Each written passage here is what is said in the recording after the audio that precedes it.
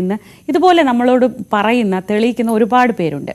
ഇനി നമ്മൾ പോകുന്നത് രാവിലെയിൽ നല്ല വാക്കിലേക്കാണ്. ഈ ദിവസത്തെ മുന്നോട്ട് കൊണ്ടുപോകാനുള്ള നല്ല ചിന്തകളും നല്ല കേൾവികളുമായി നമുക്ക് നല്ല വാക്ക് കാണാം.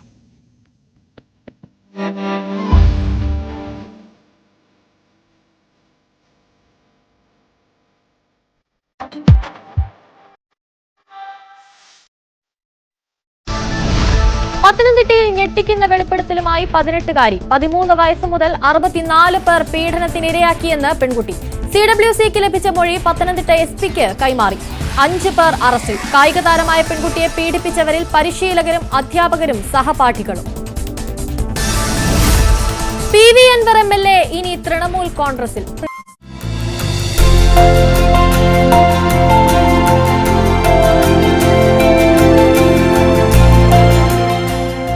സ്നേഹമുള്ളവരെ, നമ്മൾ കെട്ടിടങ്ങൾ പണിയുന്നവരാണ്. കെട്ടിടങ്ങൾ ഭവനമായി മാറണം. അത് താമസിക്കുന്നവർ ശ്രദ്ധിക്കണം. കുടുംബത്തെ ഭവനമാക്കുന്ന ചില ചിന്തകളിലൂടെ ഈ ദിവസങ്ങളിൽ നമ്മൾ കടന്നു പോവുകയാണ്. ഒന്നാമതായിട്ട് കുടുംബജീവിതത്തിൻ്റെ മനോഹാരിത കൈവരുന്നത് ഒരു പ്രത്യേക അവസ്ഥയിലാണ്. അതുകൊണ്ടാണ് ഒരു ഷെഡ് താങ്ങി നിർത്താൻ 4 തൂണുകൾ എന്നതുപോലെ കുടുംബമെന്ന ഒരു കെട്ടിടം താങ്ങി നിർത്താൻ അടിസ്ഥാനപരമായ 5 തൂണുകൾ വേണം. ആ 5 തൂണുകളിൽ താങ്ങപ്പെട്ടാൽ കുടുംബജീവിതം സമാധാനകരമാവും, ദാമ്പത്യം സന്തോഷകരമാവും. ആ തൂണുകളിൽ ഒന്നാമത്തെ തൂണിൻ്റെ പേരാണ് ഇന്ന് നമ്മൾ കാണുന്നത് വിജ്ഞാനം. നമുക്ക് വിജ്ഞാനം ആവശ്യമാണ്. ഏത് ജാതിയും ഏത് മതവും ഏത് വിശ്വാസവും ആകട്ടെ, ദാമ്പത്യത്തിൽ വിജ്ഞാനം ആവശ്യമാണ്. ഡോക്ടർമാർ കാലാനുസൃതം അവരുടെ പഠനങ്ങൾ അപ്ഡേറ്റ് ചെയ്യും. ബാങ്ക് ഉദ്യോഗസ്ഥരെങ്ങനെയാണ്, അധ്യാപകരെങ്ങനെയാണ്, നേഴ്സുമാരെങ്ങനെയാണ്, ഏത് ഫീൽഡിലും അപ്ഡേറ്റിംഗ് എന്ന് പറയുന്ന ഒരു സിസ്റ്റമുണ്ട്. അത് കുടുംബത്തിലും വേണം. ഒരിക്കൽ കല്യാണം കഴിച്ച് അങ്ങ് ജീവിച്ചു പോവുക എന്നതല്ല, അത് കാലാനുസൃതമായി ചിന്തകളിൽ ഒരു നവീകരണം വേണം. അതാണ് വിജ്ഞാനം. വിജ്ഞാനത്തിൽ നമുക്കറിയാം, ഒരു വ്യക്തിയെ മനസ്സിലാക്കുന്നതാണ് വിജ്ഞാനം. വിജ്ഞാനത്തിൽ അടിസ്ഥാനപരമായി ചിന്തിക്കേണ്ട ചില ചിന്താധാരകളുണ്ട്. 1, ഭർത്താവിൻ്റെ ലോകം വലുതാണ്, ഭാര്യയുടെ ലോകം ചെറുതാണ്. ഇന്ന് ആ ചിന്ത മനസ്സിൽ കൊണ്ടുവരണം. ഭർത്താവിൻ്റെ ലോകം വലുതാണ്, ഭാര്യയുടെ ലോകം ചെറുതാണ്. ഭർത്താവിൻ്റെ ലോകം തിരുവനന്തപുരത്താണെങ്കിൽ ട്രിവാൻഡ്രവും കിളിമാനൂരും വെഞ്ഞാറമൂടും അങ്ങുമൂടും ഒക്കെ ആയിട്ട് ഒരു വലിയ ലോകത്തിലാണ്. അവൻ കോഴിക്കോടാണെങ്കിൽ കോഴിക്കോടും അതുമായി ബന്ധപ്പെട്ട് ഓടി നടക്കും. അങ്ങനെ വലിയ ലോകത്ത് ഓടി നടക്കുന്ന ഭർത്താവിന് വീട്ടിലെ ചെറിയ ചെറിയ കാര്യങ്ങൾ വലുതായിട്ട് തോന്നുകയില്ല. പക്ഷേ ഭാര്യയെ സംബന്ധിച്ച് അവളുടെ ലോകം ചെറുതാണ്, ആ കൊച്ചു കൊച്ചു കാര്യമൊക്കെ വലുതായി തോന്നും. ചില ആണുങ്ങൾ ജോലി കഴിഞ്ഞ് വീട്ടിലേക്ക് വരുന്നത് തന്നെ ഇരട്ടപ്പിള്ളാരെ മുല കുടിപ്പിച്ചുകൊണ്ടാണ്. 2 ഫോണാണ് കയ്യിൽ, BSNL, റിലയൻസ്. ആഹാ ഓഹോ, മൊത്താനും കേട്ടാൽ തോന്നും ഇവൻ ഏതോ ഒരു ഈവൻറ്റ് സെക്രട്ടറിയുടെ രീതിയിലാണ് നടക്കുക. TV-യുടെ മുമ്പൊന്നും ഇരിക്കും, വന്നാലും വർത്താനമില്ല. ആരും സംസാരിച്ചാലോ ഭയങ്കര ബഹളം. നമുക്ക് തോന്നും ഈ വാർത്തയെല്ലാം കേട്ടാൽ ഇവൻ പ്രധാനമന്ത്രിയുടെ പ്രൈവറ്റ് സെക്രട്ടറിയാണ്, ആ രീതിയിലിരിക്കും. ഒരിക്കലും അരുത്. എത്ര തിരക്കുള്ള ജീവിതമാണേലും ബഹളം പിടിച്ച ജീവിതമാണേലും ഭാര്യയെ കേൾക്കാൻ സമയം കണ്ടെത്തണം. മനഃപൂർവ്വം ഇരിക്കണം, ഇരുന്ന് കേൾക്കണം. നിങ്ങളുടെ സ്നേഹിതൻ നാളെ മുതൽ നിങ്ങളുടെ ഭാര്യയെ വോളണ്ടിയറായിട്ട് കേട്ടോളാമെന്ന് പറഞ്ഞാൽ നിങ്ങൾ സമ്മതിക്കുമോ? കൊലപാതകം നടക്കുകയല്ലേ? അപ്പോൾ കേൾക്കാൻ സമയം കണ്ടെത്തണം. എൻ്റെ ഭാര്യയുടെ ലോകം കൊച്ചു ലോകം. ആ കൊച്ചു ലോകത്തെ ഒരുപാട് കൊച്ചു കാര്യങ്ങൾ അവർക്ക് ഭർത്താവിനോട് പറയാനുണ്ട്. ശ്രദ്ധാപൂർവം ഭർത്താവ് കേൾക്കണം. ഇനി ഭാര്യ ഓർക്കണം, ഈ ഭർത്താവ് ഒരു വലിയ ലോകത്തിൽ നിന്ന് ഓടി വരുന്ന ആളാണ്. അങ്ങനെ ഓടി വരുമ്പോൾ എൻ്റെ കൊച്ചു കൊച്ചു കാര്യങ്ങൾ ക്ഷീണിച്ചു വരുന്ന ഭർത്താവിനോട് പറയല്ലേ. ഭർത്താവിൻ്റെ അമ്മയുടെ കുറ്റം, ആങ്ങളയുടെ കുറ്റം, അപ്പൻ്റെ കുറ്റം, സഹോദരിമാരുടെ കുറ്റം, അങ്ങനെ മനസ്സിനെ ഒലയ്ക്കുന്ന അധികം വർത്തമാനം പറയാതിരിക്കണം. അപ്പോൾ 2 ലോകങ്ങളുടെ വ്യത്യാസം, വലിയ ലോകം, ചെറിയ ലോകം, അത് തിരിച്ചറിയുക. ഭർത്താവിൻ്റെ മൂഡ് മനസ്സിലാക്കി സംസാരിക്കാൻ ഭാര്യ പഠിക്കുക, ഭാര്യയെ ശ്രദ്ധിക്കാൻ ഭർത്താവ് സമയം കണ്ടെത്തുക. ഇതാണ് കുടുംബത്തെ സ്വർഗമാക്കുന്ന വിജ്ഞാനത്തിലെ ഒന്നാമത്തെ ചിന്ത. രണ്ടാമത് ഒരു ചിന്തയുണ്ട്.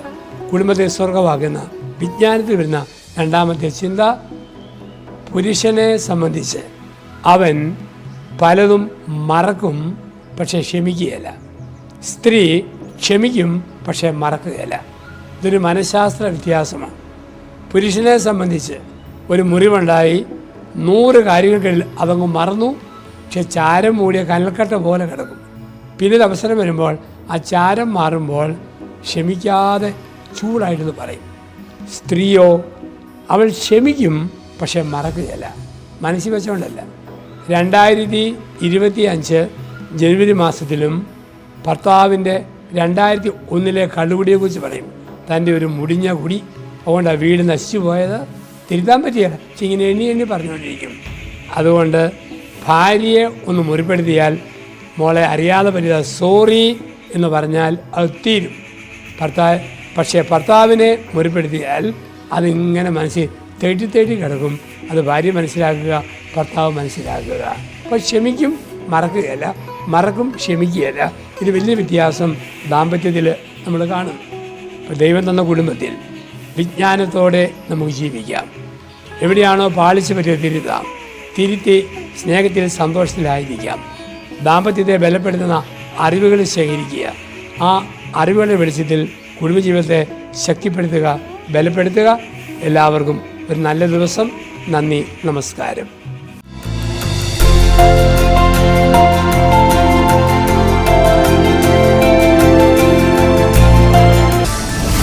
പത്തനംതിട്ടയിൽ ഞെട്ടിക്കുന്ന വെളിപ്പെടുത്തലുമായി 18കാരി. 13 വയസ്സ് മുതൽ 64 പേർ പീഡനത്തിനിരയാക്കിയെന്ന് പെൺകുട്ടി. CWCക്ക് ലഭിച്ച മൊഴി പത്തനംതിട്ട SP-ക്ക് കൈമാറി. 5 പേർ അറസ്റ്റിൽ. കായിക താരമായ പെൺകുട്ടിയെ പീഡിപ്പിച്ചവരിൽ പരിശീലകരും അധ്യാപകരും സഹപാഠികളും. PV അൻവർ MLA ഇനി തൃണമൂൽ കോൺഗ്രസിൽ. കൊൽക്കത്തയിലെ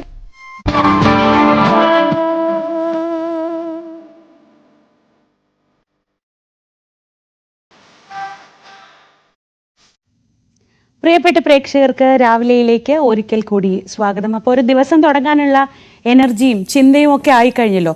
ഇനി നമുക്കറിയേണ്ടത് ഇന്നത്തെ ദിവസത്തെ ചൂട് പിടിപ്പിക്കാൻ പോകുന്ന വാർത്തകൾ എന്തൊക്കെയെന്നാണ്. രാഷ്ട്രീയമായി നോക്കിയാൽ ഇന്ന് ആവേശഭരിതമായിരിക്കും ഈ ദിവസം എന്നാണ് തോന്നുന്നത്. ന്യൂസ് 18 ഇന്ന് പ്രേക്ഷകർക്ക് മുന്നിലേക്ക് എത്തിക്കുന്നത് രമേശ് ചെന്നിത്തലയുമായുള്ളൊരു അഭിമുഖമാണ്. News 18 senior editor Manjush Gopal Ramesh ചെന്നിത്തലയുമായി സംസാരിച്ചപ്പോൾ അദ്ദേഹത്തിന്റെ മനസ്സിലുള്ള കുറച്ച് കാര്യങ്ങൾ പറയുന്നുണ്ട്. അത് കേരള രാഷ്ട്രീയത്തിൽ അദ്ദേഹം പലപ്പോഴും സൈലന്റ് ആയി ഇരുന്നപ്പോൾ അദ്ദേഹം പറയാൻ മടിച്ച കുറച്ച് കാര്യങ്ങളൊക്കെ ആ അഭിമുഖത്തിൽ അദ്ദേഹം തുറന്നു പറയുന്നുണ്ട്. എന്താണ് ഉമ്മൻചാണ്ടി സർക്കാരിന്റെ കാലത്ത് സംഭവിച്ചത്? ഇപ്പോൾ അദ്ദേഹം പലതരത്തിൽ നമ്മൾ കഴിഞ്ഞ ദിവസങ്ങളിലൊക്കെ കാണുന്നുണ്ട്. ആദ്യം NSS ആസ്ഥാനത്ത് വർഷങ്ങൾക്ക് ശേഷം അദ്ദേഹം എത്തുന്നു. SNDPയുമായുള്ള ബന്ധം പുതുക്കിയെടുക്കുന്നു. സമസ്തയുടെ പ്രിയങ്കരനായി മാറുന്നു. അതിനൊക്കെ ശേഷം ഇന്നലെ നമ്മൾ പുറത്തുവിട്ട വാർത്ത, ഒരു ദളിത് കോൺഗ്രസ് അദ്ദേഹം ഒരു കോൺക്ലേവ് സംഘടിപ്പിക്കാൻ പോകുന്നു എന്ന വാർത്തയാണ്. അപ്പോൾ ചുരുക്കത്തിൽ അദ്ദേഹം ചില പ്ലാനും പദ്ധതികളും ഒക്കെ തയ്യാറാക്കിയിട്ടുണ്ട്. എന്താണ് ആ പ്ലാൻ, പദ്ധതി എന്നൊക്കെ അദ്ദേഹം മഞ്ജുഷ് ഗോപാലുമായി സംസാരിക്കുമ്പോൾ പറയുന്നുണ്ട്. അതിന്റെ പ്രധാനപ്പെട്ട ചില വാർത്തകൾ പ്രേക്ഷകർക്ക് മുന്നിലേക്ക് എത്തിക്കാനുണ്ട്. ഒപ്പം BJPയിൽ എന്താണ് സംഭവിക്കാൻ പോവുക, ആ കാര്യത്തിൽ എല്ലാവർക്കും കൗതുകമുണ്ട്. സംസ്ഥാന അധ്യക്ഷൻ മാറുമോ? ശോഭാ സുരേന്ദ്രൻ വരുമോ? MT രമേശ് വരുമോ? അതോ ഡൽഹിയിൽ നിന്ന് രാജീവ് ചന്ദ്രശേഖർ വരുമോ? അതോ സുരേന്ദ്രൻ തന്നെ തുടരുമോ? ഇതൊക്കെ വലിയ ചർച്ചയായി തുടരുകയാണ്. അതിനിടയിൽ ശോഭാ സുരേന്ദ്രൻ ഇന്ന് ഡൽഹിക്ക് പോകുന്നു. എന്തിന്? അതാണ് പ്രധാനപ്പെട്ട ചോദ്യം. ഇതോടൊപ്പം ഇന്നലെ ന്യൂസ് 18 പ്രേക്ഷകർ കണ്ട ചില ബുദ്ധിമുട്ടിപ്പിക്കുന്ന ദൃശ്യങ്ങളുണ്ട്. അത് വളരെ പാവനമായി കരുതുന്ന സഭാ ആസ്ഥാനത്ത് വിശ്വാസികൾ തമ്മിൽ അടിക്കുന്ന, കയ്യിൽ കിട്ടുന്ന സാധനങ്ങളൊക്കെ എടുത്ത് തമ്മിൽ അടിക്കുന്ന ദൃശ്യങ്ങളൊക്കെ നമ്മൾ കണ്ടിരുന്നു. ഈ വിഷയത്തിൽ അവിടെ സമരം ചെയ്യുന്ന വൈദികരുണ്ട്, അവർക്കെതിരെ നടപടി വരുന്നുണ്ട്. ഇതോടൊപ്പം നമ്മെ ആശങ്കപ്പെടുത്തുന്ന ചില വാർത്തകളുണ്ട്. അത് പത്തനംതിട്ടയിൽ നിന്നാണ്. ഒരു പെൺകുട്ടി വലിയ രീതിയിൽ പീഡനത്തിനിരയായി, ഒരുപാട് പേർ നിരന്തരമായ പെൺകുട്ടിയെ പീഡിപ്പിച്ചു എന്നൊരു വാർത്ത ഇന്നലെ വൈകിട്ട് പുറത്തു വന്നിരുന്നു. അതിൻ്റെ വിശദാംശങ്ങളുണ്ട്. അങ്ങനെ വാർത്തകൾ കൊണ്ട് വളരെ വളരെ വളരെ സമ്പന്നമാണ് ഈ രാവിലെ. നമ്മൾ ആദ്യം പോകുന്നു തലക്കെട്ടുകളിലേക്ക്.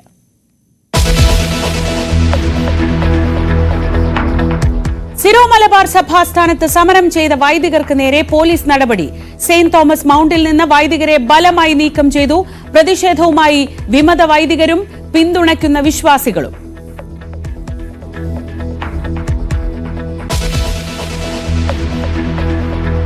അല്ല, 2021 ആ പ്രതിപക്ഷ നേതാവ് സ്ഥാനത്ത് നിന്ന് അൺസെർമോണിയസായി എന്നെ മാറ്റിയതുമായി ബന്ധപ്പെട്ട് ഞാനൊരു തർക്കം ഈ പാർട്ടിയിൽ ഉണ്ടാക്കിയിട്ടില്ല. 4 വർഷവും ഞാൻ അച്ചടക്കമുള്ള പാർട്ടി പ്രവർത്തനങ്ങളിലാണ് ഞാൻ പ്രവർത്തിക്കുന്നത്. നിങ്ങൾക്ക് ഏതെങ്കിലും ഉദാഹരണം ചൂണ്ടിക്കാണിക്കാൻ കഴിയുമോ? മുഖ്യമന്ത്രി ആരാകുമെന്ന സതീശൻ ചെന്നിത്തല മത്സരം കോൺഗ്രസിൽ അത്ര പെട്ടെന്ന് കെട്ടടങ്ങില്ല. പ്രതിപക്ഷ നേതാവായിരുന്നപ്പോൾ മുഖ്യമന്ത്രിയായി തന്നെ പാർട്ടി ഉയർത്തിക്കാട്ടിയില്ലെന്ന് ചെന്നിത്തല. പാർട്ടി പിന്തുണയില്ലെങ്കിലും സർക്കാരിനെതിരെ ഒറ്റയാൾ പോരാട്ടം. ഉമ്മൻചാണ്ടി സർക്കാരിൽ ആദ്യം മന്ത്രിയാകാത്തത് എന്തെന്ന് ആത്മകഥയിൽ വെളിപ്പെടുത്തുമെന്നും ന്യൂസ് 18 അഭിമുഖത്തിൽ ചെന്നിത്തല. 2014 തന്നെ മുഖ്യമന്ത്രിയാകാമായിരുന്നു. ആണോ ഇല്ലയോ എന്നുള്ളതാണ്. കാരണം അതൊരു രാഷ്ട്രീയ അവിടെ ഇവിടെയും പറഞ്ഞു കേൾക്കുന്ന ഒരു കാര്യം. ഞാൻ ആത്മകഥ എഴുതുമ്പോൾ പറയാം. അപ്പോൾ താങ്കൾ നിഷേധിക്കുന്നില്ല ഇത്? ഞാൻ ഒന്നും നിഷേധിച്ചില്ല. നിങ്ങൾ പറഞ്ഞ എന്തായാലും നിഷേധിക്കും.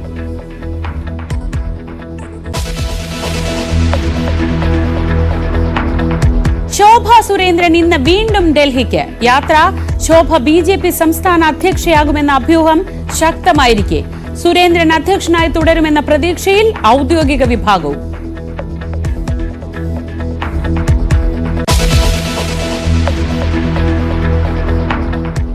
ഭാവഗായകന് കേരളത്തിന്റെ യാത്രാമൊഴി. ജന്മനാടായ പറവൂരിൽ പൊതുദർശനം രാവിലെ 9 മുതൽ. സംസ്കാരം പാലിയം തറവാട്ടുവളപ്പിൽ ഉച്ചയ്ക്ക്.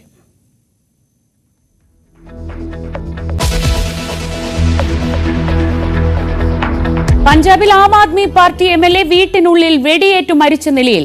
മരിച്ചത് ലുധിയാന വെസ്റ്റ് MLA ഗുർപ്രീത് ഗോഗി. മൃതദേഹം ആശുപത്രിയിലേക്ക് മാറ്റി. ആത്മഹത്യയാണോ എന്ന് സംശയം.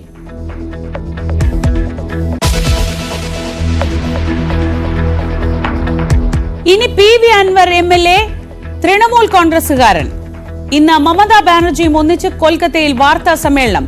അൻവറിന്റെ MLA സ്ഥാനം നഷ്ടമായേക്കും.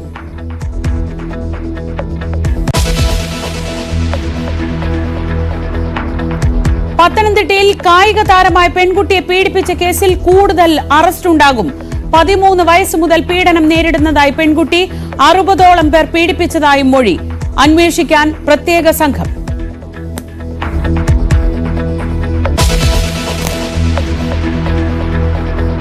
പട്ടാമ്പിയിൽ ജപ്തി ഭീഷണി ഭയന്ന വീട്ടമ്മ ആത്മഹത്യ ചെയ്ത സംഭവത്തിൽ പ്രതിഷേധം രൂക്ഷം. മരിച്ച ജയയുടെ പോസ്റ്റ്മോർട്ടം ഇന്ന്. ഷൊർണൂർ അർബൻ ബാങ്കിലേക്ക് ഇന്ന് കോൺഗ്രസിന്റെ മാർച്ച്.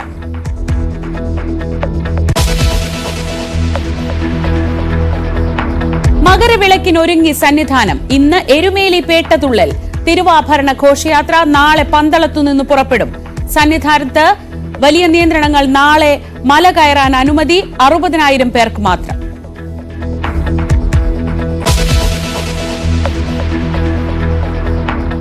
വിശദമായ വാർത്തകളിലേക്കാണ്. നേരത്തെ പറഞ്ഞതുപോലെ രമേശ് ചെന്നിത്തലയുടെ മനസ്സിൽ എന്താണ്? ഇത് കാത്തിരുന്ന് അറിയേണ്ട കാര്യമാണ്. കാരണം അദ്ദേഹം വളരെ ശ്രദ്ധയോടെ കാര്യങ്ങൾ നീക്കുന്നുണ്ട്. കഴിഞ്ഞ ദിവസങ്ങളിൽ നമ്മൾ ശ്രദ്ധിച്ചാൽ അറിയാം, അദ്ദേഹത്തിന്റെ ഓരോ നീക്കവും അളന്നു മുറിച്ച് കണക്കുകൂട്ടിയാണെന്നാണ്. 2026 ഭരണം കിട്ടിയാൽ പ്രതിപക്ഷ നേതാവ് മുഖ്യമന്ത്രിയാകുന്ന കീഴ്വഴക്കം ഒഴിവാക്കാനുള്ള നീക്കം കോൺഗ്രസിൽ സജീവമായി തന്നെ തുടരുമെന്നതാണ് മനസ്സിലാവുന്നത്. മുഖ്യമന്ത്രി ചർച്ചകൾ ഇപ്പോൾ വേണ്ടെന്ന് പരസ്യമായി പറയുമെങ്കിലും പിന്തുണ ഉറപ്പാക്കാനുള്ള ശ്രമത്തിലാണ് രമേശ് ചെന്നിത്തല.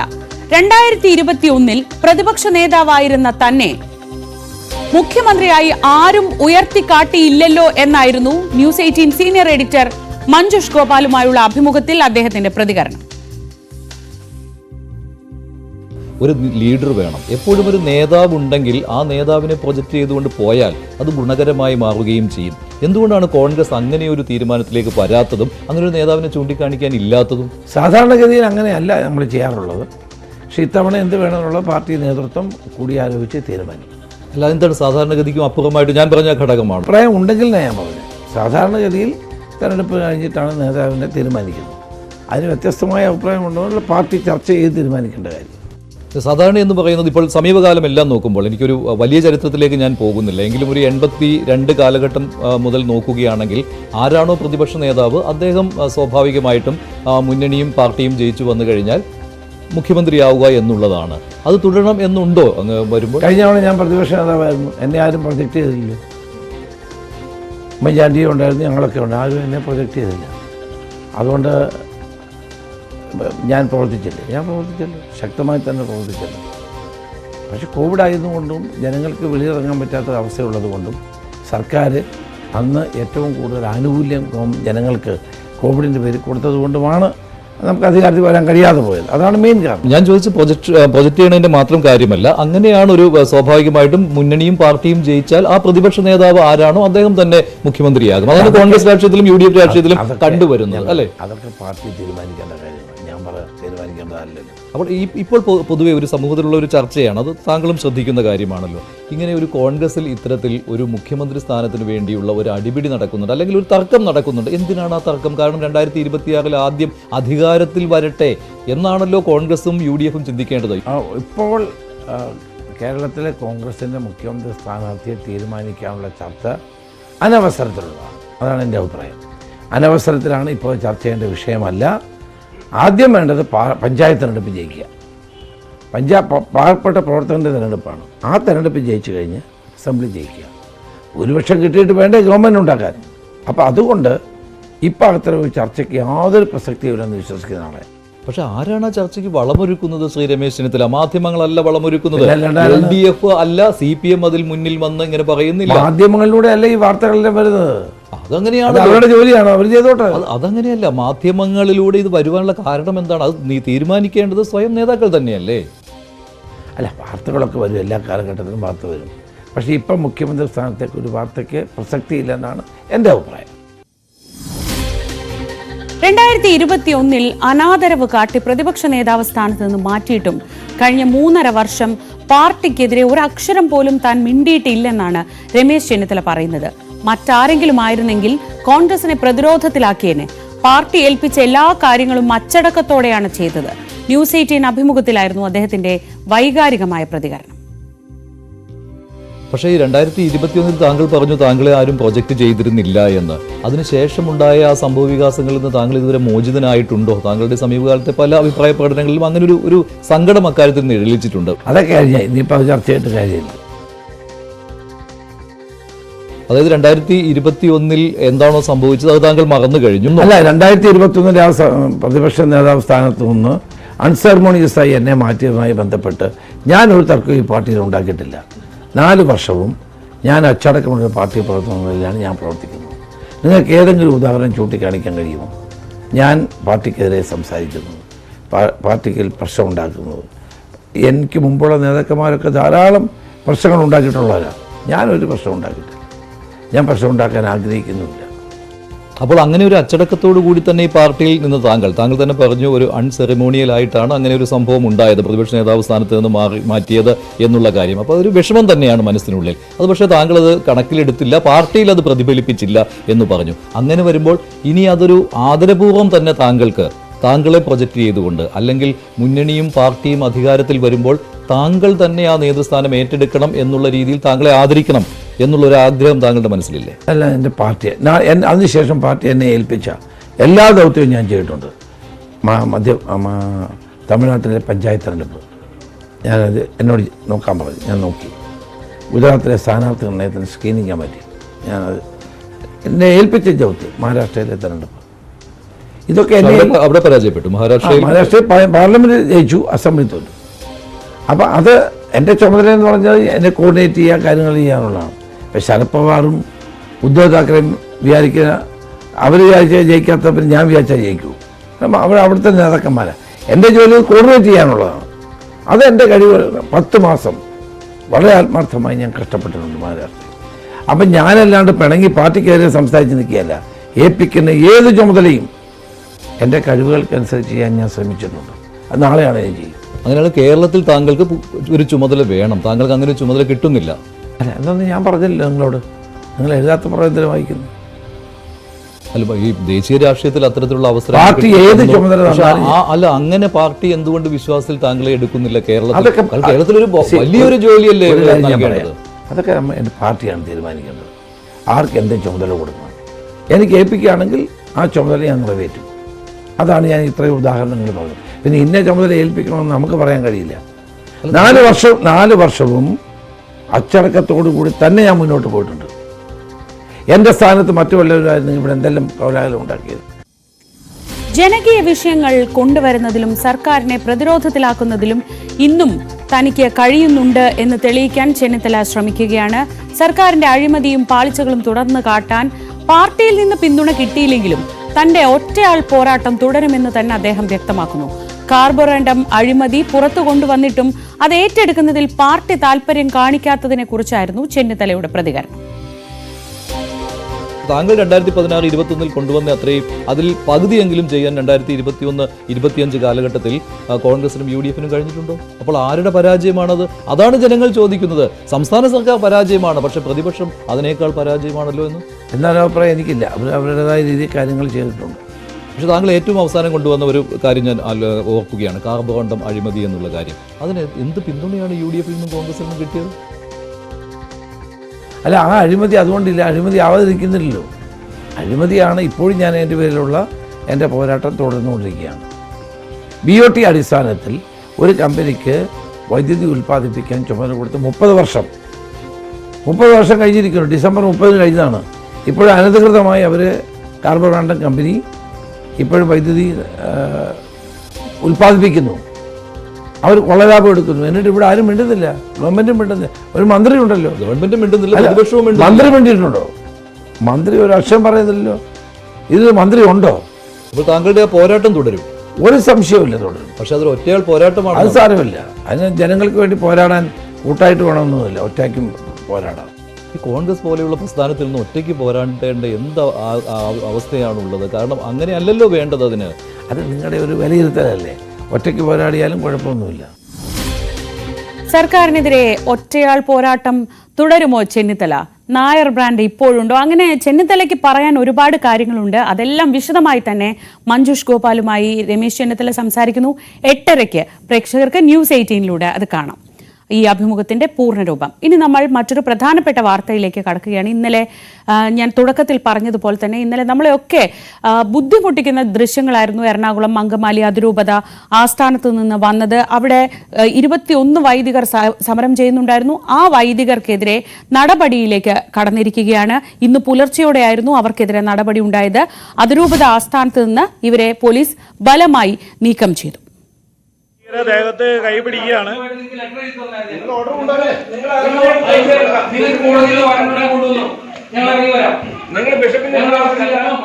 എന്നെ അവര് മുറിയിൽ നിന്ന് വലിച്ചഴച്ച് ഇവിടെ വരെ എത്തിച്ചു.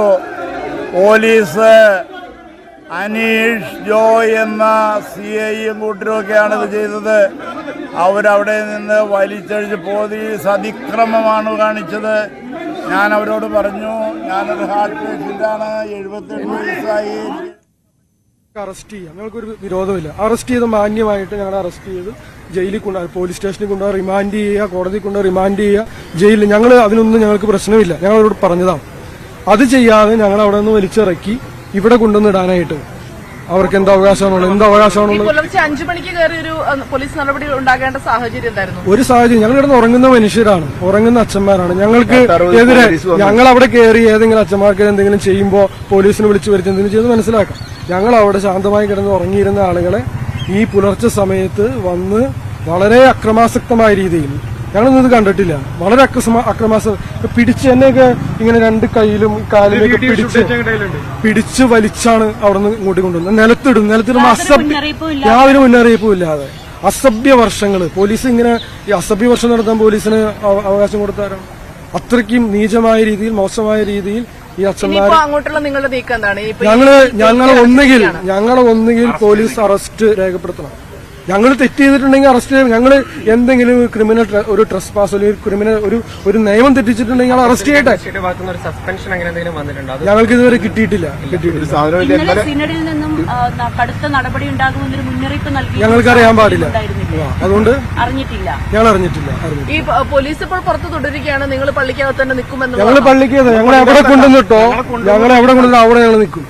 ഞങ്ങളെ പോലീസിന് നിർബന്ധിച്ച് ഞങ്ങളെ അറസ്റ്റ് ചെയ്താൽ ഞങ്ങൾക്കൊരു കുഴപ്പം. ഞങ്ങൾ റെഡി. ഞങ്ങൾ പോലീസ് ACP ജയകുമാറിന്റെ അടുത്ത് ഞങ്ങൾ പറഞ്ഞു. ACP ജയകുമാർ ഇതിനു മുമ്പും ഈ മത നേതാക്കന്മാർ, ഈ മത പോലീസ് പോലെ അവർക്ക് വേണ്ടി നീചമായ രീതിയിൽ പെരുമാറുന്ന ഒരു മനുഷ്യനാണ് അദ്ദേഹം. ഇന്നും അത് ചെയ്തു. ഇനി ഞങ്ങൾ പറഞ്ഞിട്ടുണ്ട്, ഞങ്ങൾ ഇവിടെ നിന്ന് പോകുന്ന ഉദ്ദേശമില്ല. ഞങ്ങൾ അറസ്റ്റ് ചെയ്ത് അവർക്ക് പോലീസ് സ്റ്റേഷനിൽ റിമാൻഡ് എന്തുവേണമെങ്കിലും ചെയ്യാം, അല്ലെങ്കിൽ ഞങ്ങൾ ഇവിടെ തുടരും. എന്നോട് വളരെ ക്രൂരമായിട്ടാണ് ശ്രീജ, ഇപ്പോൾ ബസിലിക്ക പള്ളിയിൽ നിന്നുള്ള വികാരികളുടെ 21 പ്രതിഷേധം നടത്തുന്ന 21 വൈദികരുടെ പ്രതികരണമായിരുന്നു ഇപ്പോൾ കേട്ടത്. ഇന്ന് പുലർച്ചെ 5 മണിയോട് കൂടിയായിരുന്നു ഇവർക്ക് നേരെ പോലീസ് യാതൊരു മുന്നറിയിപ്പുമില്ലാതെ എത്തുകയും ഇവരെ ഉറങ്ങിക്കിടന്നുകൊണ്ടിരുന്ന വൈദികരെ ഈ പള്ളിക്കുള്ളിൽ നിന്നും ബലം പ്രയോഗിച്ച് പിടിച്ച് പുറത്തേക്ക് കൊണ്ടുവരികയായിരുന്നു എന്നാണ് അവർ പറയുന്നത്. വലിയ രീതിയിലുള്ള ഒരു പ്രതിഷേധം തന്നെയാണ് ഇവിടെ വൈദികരുടെ ഭാഗത്തു നിന്നും ഉണ്ടായിരിക്കുന്നതും. നവമിയാണ് വിവരങ്ങൾ നൽകിക്കൊണ്ടിരിക്കുന്നത്. നവമി, ഇന്നലെ നമ്മൾ കണ്ടതാണ് അവിടെ കയ്യിൽ കിട്ടുന്ന സാധനങ്ങൾ എടുത്ത് അങ്ങോട്ടും ഇങ്ങോട്ടും പോരടിക്കുന്ന രീതിയിലേക്ക് ആ സഭാ ആസ്ഥാനത്തിൻ്റെ മുന്നിൽ നിന്നുള്ള ദൃശ്യങ്ങളൊക്കെ നമ്മൾ കണ്ടതാണ്. ഇന്നിപ്പോൾ അപ്പോൾ തന്നെ സിനഡിൻ്റെ ഭാഗത്തു നിന്നൊരു മുന്നറിയിപ്പ് ഉണ്ടായിരുന്നു കർശന നടപടിയിലേക്ക് പോകുമെന്ന്. പക്ഷെ അപ്പോഴും നമ്മൾ കരുതിയിരുന്നത് വൈദികരാണ് മറുവശത്തുമുള്ളത്, ഇങ്ങനൊരു പോലീസ് നടപടിയിലേക്കൊക്കെ പോകില്ല എന്നായിരുന്നു പ്രതീക്ഷിച്ചിരുന്നത്. പക്ഷെ ഇന്ന് പുലർച്ചെ ഇങ്ങനെ ഒരു സമയത്ത് സഭാസ്ഥാനത്ത് കയറി ഇവരെ വലിച്ചിഴച്ചു എന്നൊക്കെ പറയുമ്പോൾ അത് കൂടുതൽ വലിയ പ്രശ്നങ്ങളിലേക്കല്ലേ, ഈ വിശ്വാസികൾക്കിടയിൽ അത് വലിയ പ്രശ്നങ്ങളിലേക്ക് പോവില്ലേ?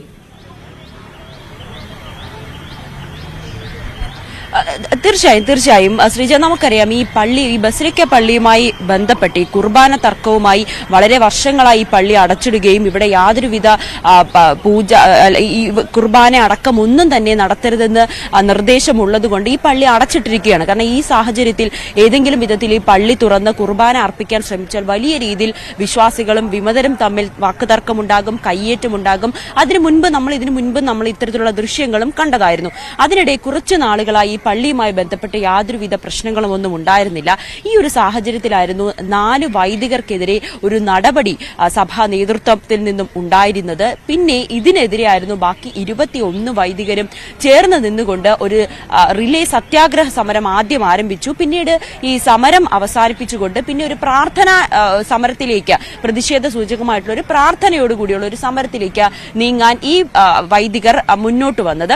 അത് 2 ദിവസമായി ഇവിടെ തുടരുന്നുണ്ടായിരുന്നു.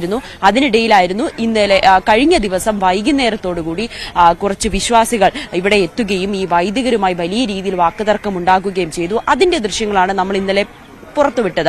ഈ ദൃശ്യങ്ങളൊക്കെ പുറത്തു വന്നതിന് പിന്നാലെ നമുക്കറിയാം ഇപ്പോൾ സിനഡും നടക്കുകയാണ്. ഈ സിനഡിൽ ഇന്നലെ വലിയ രീതിയിൽ ഇതിനെ അപലപിക്കുകയും ഈ പ്രതിഷേധിക്കുന്ന ഈ പ്രാർത്ഥനാ യജ്ഞം നടത്തുന്ന വൈദികർക്ക് ഉടനെ നടപടി ഉണ്ടാകും, അവർ എത്രയും വേഗം ഈ ബിഷപ്പ് ഹൌസിൽ നിന്നും പുറത്തേക്ക് പോകണമെന്നൊരു നിർദ്ദേശം കൂടി സിനഡിൽ നിന്നും ഉണ്ടാകുന്ന സാഹചര്യമുണ്ടായി. പക്ഷേ ആ നിർദ്ദേശം പോലും അംഗീകരിക്കാൻ ഇവർ തയ്യാറായിരുന്നില്ല. പിന്നീട് സഭാ നേതൃത്വം പോലീസിന് പരാതി നൽകുന്നു. അനുമതിയില്ലാതെ ബിഷപ്പ് ഹൌസിലേക്ക് കയറിയിരുന്നു കൊണ്ട് ഇത്തരത്തിൽ പ്രതിഷേധം നടത്തുന്ന വൈദികർക്കെതിരെ നടപടിയെടുക്കണം, അല്ലെങ്കിൽ അവരെ പുറത്താക്കണമെന്ന് ആവശ്യപ്പെട്ടുകൊണ്ട് സഭാ നേതൃത്വം പോലീസിന് പരാതി നൽകുകയായിരുന്നു. ഈ പരാതിയുടെ അടിസ്ഥാനത്തിലാണ് ഇന്ന് പുലർച്ചെ 5 മണിയോടുകൂടി പോലീസ് സംഘം ഇവിടെ എത്തുകയും ഈ പ്രതിഷേധമിരിക്കുന്ന 21 വൈദികർ അവർ ഉറങ്ങിക്കിടക്കുകയായിരുന്നു എന്നാണ് അവർ പറയുന്നത്. ഉറങ്ങിക്കിടന്ന 21 വൈദികരെയും ബലപ്രയോഗത്തോടുകൂടിയും അസഭ്യവർഷം ചൊരിഞ്ഞുകൊണ്ടും അവരെ പള്ളിക്കുള്ളിൽ നിന്ന്, അതായത് ഇവർ സമരം നടത്തുന്ന ബിഷപ്പ് ഹൌസിന്റെ ഉള്ളിൽ നിന്നും പുറത്തേക്ക് കൊണ്ടുവരികയും വലിച്ചിഴയ്ക്കുകയും ഉപദ്രവിക്കുന്ന ഒരു സാഹചര്യം ഉണ്ടായി എന്നാണ് വൈദികർ പറയുന്നത്.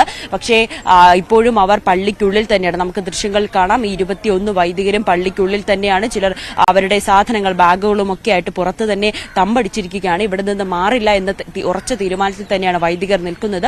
കോടതിയുടെ തന്നെ ഉത്തരവ് കൊണ്ടുവന്നാൽ മാത്രമായിരിക്കും ഞങ്ങൾ ഇവിടെ നിന്ന് പുറത്തേക്ക് ഇറങ്ങുക, അല്ലാതെ പോലീസിന്റെ ഇത്തരത്തിലുള്ള കാടത്വമായിട്ടുള്ള പ്രവർത്തനങ്ങൾ അതൊട്ടും അംഗീകരിക്കാൻ കഴിയില്ല, ഞങ്ങളെ ഇവിടെ നിന്ന് പുറത്താക്കാൻ കഴിയില്ല. ഞങ്ങളുടെ ആധാർ കാർഡ് അടക്കം ഉയർത്തിക്കാട്ടിക്കൊണ്ടാണ് അവർ പ്രതിഷേധിക്കുന്നത്. ആധാർ കാർഡിൽ ഞങ്ങളുടെ അഡ്രസ് ഈ ബിഷപ്പ് ഹൌസാണ്, ഇവിടെ നിന്ന് ഞങ്ങൾ എങ്ങോട്ടേക്ക് പോകും എന്നൊരു ചോദ്യമാണ് ഈ വൈദികർ ചോദിക്കുന്നത്. 21 വൈദികരായിരുന്നു കഴിഞ്ഞ കുറച്ച് കുറച്ച് ദിവസങ്ങളായി ഇവിടെ ഒരു പ്രതിഷേധ സൂചകമായിട്ടുള്ള ഒരു പ്രാർത്ഥനാ യജ്ഞം നടത്തിക്കൊണ്ടിരിക്കുന്നത്. ഇവരെ പുറത്താക്കാനുള്ള നടപടി അത് അംഗീകരിക്കില്ല. ഈ കുർബാനയുമായി ബന്ധപ്പെട്ട് അടച്ചിട്ടിരിക്കുന്ന പള്ളിയുടെ ആ ഒരു തീരുമാനം മാറ്റണം. പള്ളി തുറന്ന് ഞങ്ങൾക്ക് പ്രാർത്ഥിക്കാനുള്ള കുർബാന നടത്താനുള്ള ഒരു അവസരം ഒരുക്കണം എന്നീ ആവശ്യങ്ങൾ ഉന്നയിച്ചുകൊണ്ട് പിന്നീട് ഇവിടെ എത്തി ഇവിടെ മാറി വന്ന അപ്പോസ്തലിക് അഡ്മിനിസ്ട്രേറ്റർക്കെതിരെയൊക്കെ വലിയ രീതിയിൽ പ്രതിഷേധം നിലനിന്ന സാഹചര്യത്തിൽ കൂടിയാണ് ഇപ്പോൾ പോലീസിന്റെ ഈ ഒരു പോലീസ് ഇപ്പോൾ ഇവിടെ എത്തി ഈ വൈദികരെ പുറത്താക്കാനുള്ള നീക്കം കൂടി നടന്നത്. നമുക്ക് ഈ ദൃശ്യങ്ങൾ കാണാം. പോലീസ് പള്ളിക്കുള്ളിലും തമ്പടിച്ചിട്ടുണ്ട്. ഒപ്പം പുറത്തുമൊക്കെ പോലീസുകാർ നിൽക്കുന്നുണ്ട്. ഇവരെ പുറത്താക്കണം, ഇവരെ ഗേറ്റിന് പുറത്തേക്ക് കൊണ്ടുവരാനാണ് പോലീസുകാർക്ക് കിട്ടിയ നിർദ്ദേശം. സഭ നൽകിയ പരാതിയിൽ അങ്ങനെയാണ് പറയുന്നത്. ഇവരെ ഈ ബിഷപ്പുമാരെ ഇവിടെ നിന്ന് മാറ്റണം, ഈ വൈദികരെ ഇവിടെ നിന്ന് മാറ്റണമെന്ന്. പക്ഷേ ഇവിടെ നിന്ന് പുറത്തേക്ക് വരാൻ വൈദികർ കൂട്ടാക്കുന്നില്ല. അവർ പോലീസുമായി ഇന്നലെ കയ്യാങ്കളി, ഇന്ന് പുലർച്ചെ 5 മണിയോടുകൂടി കയ്യാങ്കളി ഉണ്ടാകുകയും വലിയ രീതിയിലൊരു പ്രതിഷേധവും നിലനിൽക്കുന്ന സാഹചര്യമാണ് ഇവിടെ. നമുക്ക് ദൃശ്യങ്ങൾ കാണാം. വിശ്വാസികളും വിമതരും എല്ലാവരും തന്നെ ഇവിടെ തടിച്ചുകൂടിയിട്ടുണ്ട്. അവരൊക്കെ വലിയ രീതിയിൽ വൈദികർക്ക് പിന്തുണയുമായാണ് എത്തിയിരിക്കുന്നത്.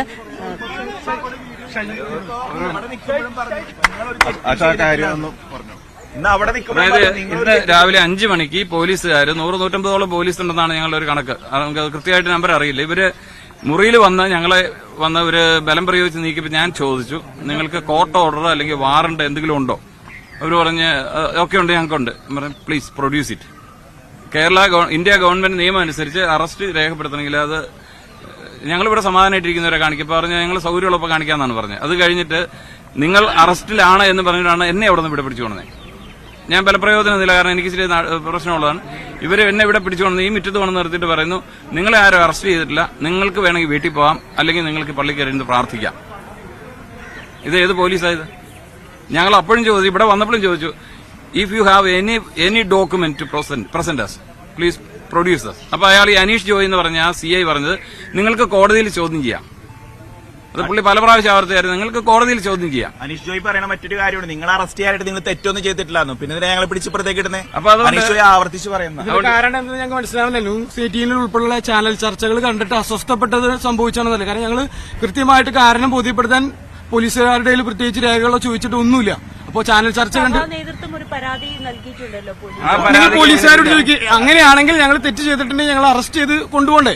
ഇവിടെ വലിച്ചഴിച്ച് ഇവിടെ കൊണ്ടുവന്നിട്ട് ഇവിടെ ആക്കിയിട്ട് നിങ്ങൾ ഇവിടെ കിടക്ക് എന്ന് പറയുന്നത് എവിടെ ന്യായമുള്ളത്? ഇതാണോ ഇത് ജയിലാണോ? ഇത് ജയിലാണോ? പോലീസ് സ്റ്റേഷനാണോ ഇത്? പോലീസ് അന്വേഷിക്കണം. ഞങ്ങൾക്ക് ഇതേവരെ ഒരു അന്വേഷണം ഉണ്ടായിട്ടില്ല. വളരെ ക്രൂരമായാണ് ഇന്ന് രാവിലെ പോലീസ് പെരുമാറിയത്. ഞാനവിടെ മുറിയിലിരിക്കുവായിരുന്നു. പോലീസുകാർ വന്ന് 3-4 പേര് എന്റെ അടുത്ത് വന്ന്, അതിൽ 2 പേര് കൂടെ എന്റെ കയ്യെ പിടിച്ചു പൊക്കി. ഞാൻ ചോദിച്ചു, സാർ എന്ത് അധികാരത്തിലാണ് ഇത് ചെയ്യണത്? ഞാൻ പറഞ്ഞു, സാറ് പറഞ്ഞു ഇവിടുന്ന് എഴുന്നേറ്റ് പോകണം. ഞാൻ പറഞ്ഞു, ഇതെന്റെ ഭവനമാണ്. സാറ് പറഞ്ഞു, ഇത് പോലീസ് പ്രൊട്ടക്ഷനുള്ള സ്ഥലമാണ്. ഞാൻ ചോദിച്ചത്, പോലീസ് പ്രൊട്ടക്ഷനുള്ള സ്ഥലം കാണിക്കാൻ എന്ത് ഡോക്യുമെന്റ് ആണ് സാറിന്? അതേ സാറിനോട് ഇന്നലെ ഞങ്ങൾ ചോദിച്ചതാണ്. അപ്പൊ സാറ് പറഞ്ഞു, അതെന്റെ ഓഫീസിൽ ഇരിപ്പുണ്ട്, നിങ്ങൾക്ക് വേണേ കോടതിയുടെ വെബ്സൈറ്റിൽ നിന്ന് കിട്ടും. ഞങ്ങൾ കോടതിയിൽ അന്വേഷിച്ചു, വെബ്സൈറ്റിൽ അന്വേഷിച്ചു, ഇതൊന്നും കിട്ടാതെ വന്നിട്ട് ഞങ്ങള് ഈ സാറിനെ തന്നെ ഫോൺ വിളിച്ചു. ജെറി എന്ന് പറയുന്ന അച്ഛൻ ഫോൺ വിളിച്ചു കഴിഞ്ഞപ്പോ സാറ് പറഞ്ഞു, ഞാൻ നിങ്ങൾക്ക് വാട്സാപ്പിൽ അയച്ചു തരാം. ഇന്നേ വരെ ഇത് അയച്ചു തന്നിട്ടില്ല. ഇന്ന് രാവിലെ വന്നപ്പോഴും ഞങ്ങൾ ചോദിച്ചു, സാറിന് ഇവിടെ കയറി നിങ്ങൾക്ക് ഇങ്ങനെ കയറി വളരെ മോശമായി ഞങ്ങളോട് പെരുമാറാൻ എന്ത് അധികാരമാണുള്ളത്? അവര് ഞങ്ങളോട് പറഞ്ഞു ഡോക്യുമെന്റ് ഉണ്ട്, ഇതുവരെ ഞങ്ങളെ കാണിച്ചിട്ടില്ല. അത് കഴിഞ്ഞപ്പോ പറഞ്ഞു വീണ്ടും എന്നെ അവിടെ 4 പോലീസുകാരോട് പിടിച്ചു. ഞാൻ പറഞ്ഞു, എന്നെ പിടിക്കണമെങ്കിൽ നിങ്ങൾ അറസ്റ്റ് വാറണ്ട് കാണിക്കണം. അറസ്റ്റ് വാറണ്ട് കാണിക്കാൻ തയ്യാറായില്ല. ഞാൻ പറഞ്ഞു, ഞാൻ പോകില്ല. ഞാനവിടെ അവരുടെ ഇതിനിടയിൽ കൂടുതൽ പോലീസ് ഞാനവിടെ നിലത്ത് വീണിച്ചപ്പോഴത്തേക്ക് പോലീസുകാരെ ചവിട്ടുകൊണ്ടു, എന്റെ എലിക്കിട്ട് ഇടികിട്ടി, എന്റെ പെടലിയില് അവരുടെ കൈ കൊണ്ട്. എനിക്ക് ഇപ്പോഴും വേദനയുണ്ട് ഇവിടെ. ഞാൻ അവരോട് പറഞ്ഞു, എനിക്ക് വേദനിക്കുന്നുണ്ട്. ഞാൻ അലറി. അവര് പറഞ്ഞു ഇവിടുന്ന് പോകണം. അപ്പൊ ഞാൻ പറഞ്ഞു, എന്നെ അറസ്റ്റ് ചെയ്യാതെ സാറിന് കൊണ്ടുപോകാൻ പറ്റില്ല, ഡോക്യുമെന്റ് കാണിക്കാൻ പറഞ്ഞു. ഒരു ഡോക്യുമെന്റും കാണിക്കാതെ ഐ അറസ്റ്റ് യു എന്ന് പറഞ്ഞിട്ടാണ് ആ സാർ, എനിക്കറിയില്ല, പേരറിയില്ല, എനിക്ക് മൊബൈൽ എടുത്തൊക്കെ അവർ തട്ടിപ്പറിക്കാൻ നോക്കിയതുകൊണ്ട് എനിക്ക് അറസ്റ്റ് ചെയ്യുന്നു പറയുന്നത്. അറസ്റ്റ് ചെയ്യുന്നു പറഞ്ഞിട്ട് എന്നെ അവിടുന്ന് വലിച്ച് 4-5 പോലീസുകൂടെ വലിച്ച് ആദ്യം അവിടെ കാണുന്ന ആ ഒരു മാവിന്റെ ചുവട്ടിൽ ആദ്യത്തെ ഗേറ്റിന്റെ അവിടെ കൊണ്ടുവന്നു. അവിടെ നിലത്തിട്ടു എന്നെ. അത് കഴിഞ്ഞിട്ട് എന്നെ വീണ്ടും അവിടുന്ന് പൊക്കി. അപ്പൊ ഒരു സാർ ഞാൻ വിസമ്മതിച്ചു കഴിഞ്ഞപ്പോഴത്തേന്, ബലം പ്രയോഗിച്ചു കഴിഞ്ഞപ്പോ, എന്നെ അറസ്റ്റ് ചെയ്തൊരു എന്നാ പറയാ പറഞ്ഞു കഴിഞ്ഞപ്പോഴത്തേന് എന്റെ അടുത്ത് പറഞ്ഞു, ഒരു പോലീസുകാരൻ പറയുകയാണ്, ഇങ്ങനെ ആട്ടിക്കൊണ്ടു പോകാമെന്ന്. നമുക്ക് അത്രയേറെ ക്രൂരമായ രീതിയിലാണ് ഈ പ്രഭാതത്തില് അവര് അരമനയില് എന്റെ ഭവനത്തിലിരുന്ന എന്നെ അവിടെ നിന്ന് വലിച്ചിഴച്ച് ഇവിടെ കൊണ്ടുവന്നിരിക്കുന്നത്. അപ്പൊ അതുകൊണ്ട് ഈ 21 വൈദികരെ ഞങ്ങൾ ഈ അതിരൂപതയിലെ സർവ്വ വൈദികരുടെയും വിശ്വാസികളുടെയും സന്യസ്തരുടെയും പ്രതിനിധികളാണ്. ഞങ്ങളെയല്ല ആദ്യം പുറത്താക്കേണ്ടത്, ഇവിടെ ഇരിക്കുന്ന ക്രിമിനൽ കൂരിയാണ്. ഞങ്ങൾക്ക് അവരോട് ഒരുപാട് കാര്യങ്ങൾ ചോദിക്കാനുണ്ട്. ഈ ചോദ്യങ്ങൾ ചോദിക്കാൻ വേണ്ടി ഞങ്ങൾ അവരെ ഫോൺ വിളിച്ചു, ഞങ്ങൾക്ക് അപ്പോയിന്റ്മെന്റ് തന്നില്ല. ഞങ്ങൾ അപേക്ഷ വെച്ചു, പ്രസ്ബിറ്റേറിയം വിളിക്കണമെന്ന്, മറുപടിയില്ല. ഇതെല്ലാം കഴിഞ്ഞിട്ട് ഒരു തരത്തിലും ഒരു പ്രാവശ്യം ഞങ്ങളുടെ ഗേറ്റിന്റെ അടുത്ത് വന്നപ്പോൾ ഞങ്ങളെ കടത്തിവിട്ടില്ല. ഒരു ലോഹം മേടിക്കാൻ വന്നാണ് എന്റെ ഉടുപ്പ് തയ്ച്ചത്, ഞങ്ങളെ കടത്തിവിട്ടില്ല. ഒരച്ഛൻ ഉടുപ്പിന്റെ അളവെടുക്കാൻ വന്നു, കടത്തിവിട്ടില്ല.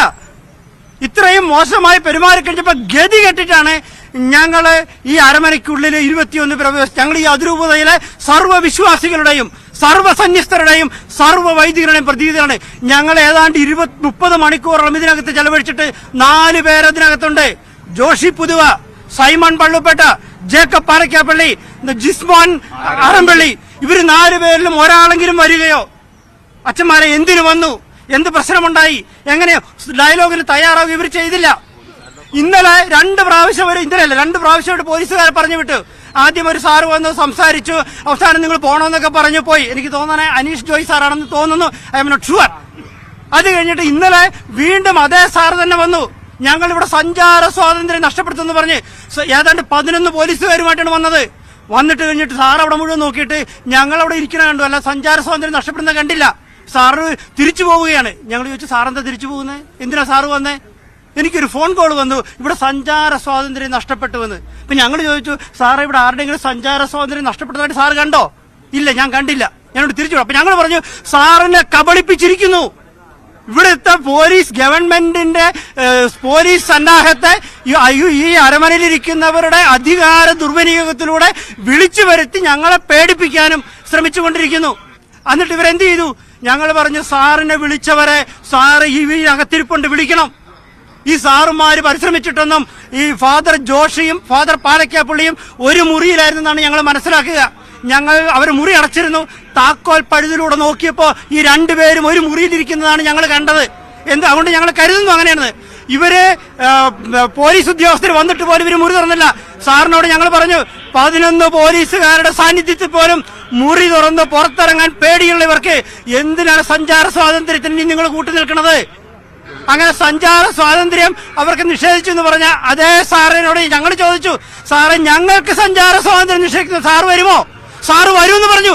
ആ സാറിന്റെ കൂട്ടിൽ നിന്നുകൊണ്ടാണ് ഈ വെളുപ്പിനെ ഈ ക്രൂര കൃത്യം ഞങ്ങളോട് ഇവർ കാണിച്ചത്.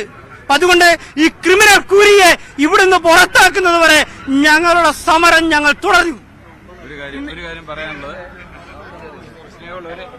ശ്രീജ, എന്തായാലും ഈ സമരം തുടരാൻ തന്നെയാണ് വൈദികർ തീരുമാനിച്ചിരിക്കുന്നത്. പോലീസ് അതിക്രമിച്ചു കയറി ഇവരെതിരെ ദേഹോപദ്രവം ഏൽപ്പിച്ചുകൊണ്ട് ഇവരെ ബലപ്രയോഗത്തിലൂടെ പുറത്താക്കാൻ ശ്രമിച്ചു എന്നാണ് പറയുന്നത്. പക്ഷെ അതിലൊന്നും വഴങ്ങില്ല. പോലീസിന്റെ ഈ ഒരു നടപടിക്കെതിരെ പ്രതിഷേധം തുടരാനാണ് തീരുമാനിച്ചിരിക്കുന്നത്. കൃത്യമായിട്ടുള്ള അറസ്റ്റ് വാറണ്ട് പോലും ഇല്ലാതെയാണ്, അല്ലെങ്കിൽ കൃത്യമായിട്ടുള്ള ഒരു പരാതി പോലും പോലീസ് ഇവരെ കാണിച്ചിരുന്നില്ല. അറസ്റ്റ് വാറണ്ടും ഇല്ലാതെയാണ് ഇവരെ പുറത്താക്കാൻ ശ്രമിച്ചതെന്ന് കൂടിയാണ് ഈ വൈദികർ പറയുന്നത്. എന്തായാലും ഇന്നലെ കഴിഞ്ഞ ദിവസങ്ങളിലൊക്കെ ഈ പള്ളി പരിസരത്ത് വീണ്ടും ഒരു സംഘർഷം ഉണ്ടാകുന്ന സാഹചര്യത്തിന് പിന്നാലെയാണ് ഇന്ന് പുലർച്ചെ പരാതിയുടെ അടിസ്ഥാനത്തിൽ ഈ പോലീസ് ഉദ്യോഗസ്ഥർ ഇവിടെ എത്തി ഈ വൈദികരെ, ഈ പ്രതിഷേധം നടത്തുന്ന വൈദികരെ പുറത്താക്കാൻ ശ്രമിച്ചത്. പക്ഷെ അപ്പോഴും ഇവർ പുറത്തേക്കില്ല. ഈ സമരം തന്നെ തുടരാൻ തന്നെയാണ് തീരുമാനിച്ചിരിക്കുന്നത്. ശ്രീജ, നവമി, അതായത് കൊച്ചിയിൽ നിന്നുള്ള വാർത്തകൾക്ക് ഇന്ന് യാതൊരു പഞ്ഞവും ഉണ്ടാവില്ല. അവിടെ സഭ ആസ്ഥാനത്തെ ഈ തർക്കം അത്ര എളുപ്പമൊന്നും അവസാനിക്കില്ല.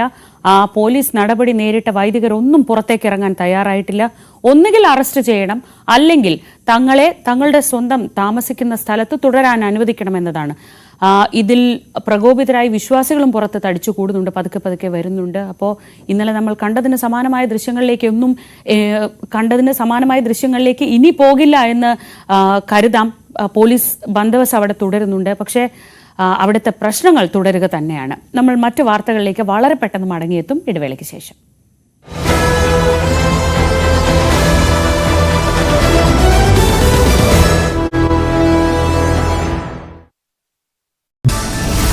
പത്തനംതിട്ടയിൽ ഞെട്ടിക്കുന്ന വെളിപ്പെടുത്തലുമായി 18കാരി. 13 വയസ്സ് മുതൽ 64 പേർ പീഡനത്തിനിരയാക്കിയെന്ന് പെൺകുട്ടി.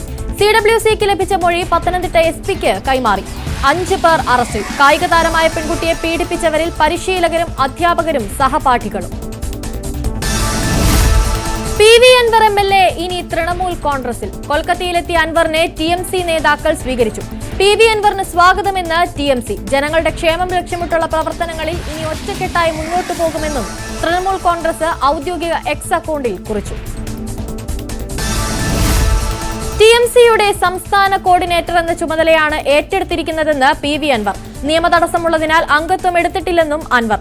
കേരളത്തിൽ UDF-മായി സഹകരിച്ചു പോകാനുള്ള ശ്രമങ്ങളാണ് തുടരുന്നതെന്നും അൻവർ. TMC അംഗത്വം എടുത്താൽ PV അൻവറിന് MLA സ്ഥാനം നഷ്ടമാകും. സ്വതന്ത്ര MLA പാർട്ടിയുടെ ഭാഗമായാൽ കൂറുമാറ്റ നിരോധന നിയമം ബാധകമാകും. പരാതി ലഭിച്ചാൽ സ്പീക്കർ പരിശോധിക്കും. പാർട്ടിയുടെ ഭാഗമായെന്ന് തെളിഞ്ഞാൽ നടപടി. തിരുവനന്തപുരത്ത് 2ാം ക്ലാസ് വിദ്യാർത്ഥിനിക്ക് സ്കൂൾ ബസ് കയറി ദാരുണാന്ത്യം. അപകടം മടവൂരിൽ. മടവൂർ ഗവൺമെന്റ് LP സ്കൂളിലെ കൃഷ്ണേന്ദുവാണ് മരിച്ചത്. കുട്ടിയെ വീടിന് മുന്നിൽ ഇറക്കി ബസ് മുന്നോട്ടെടുക്കുമ്പോഴാണ് അപകടമുണ്ടായത്.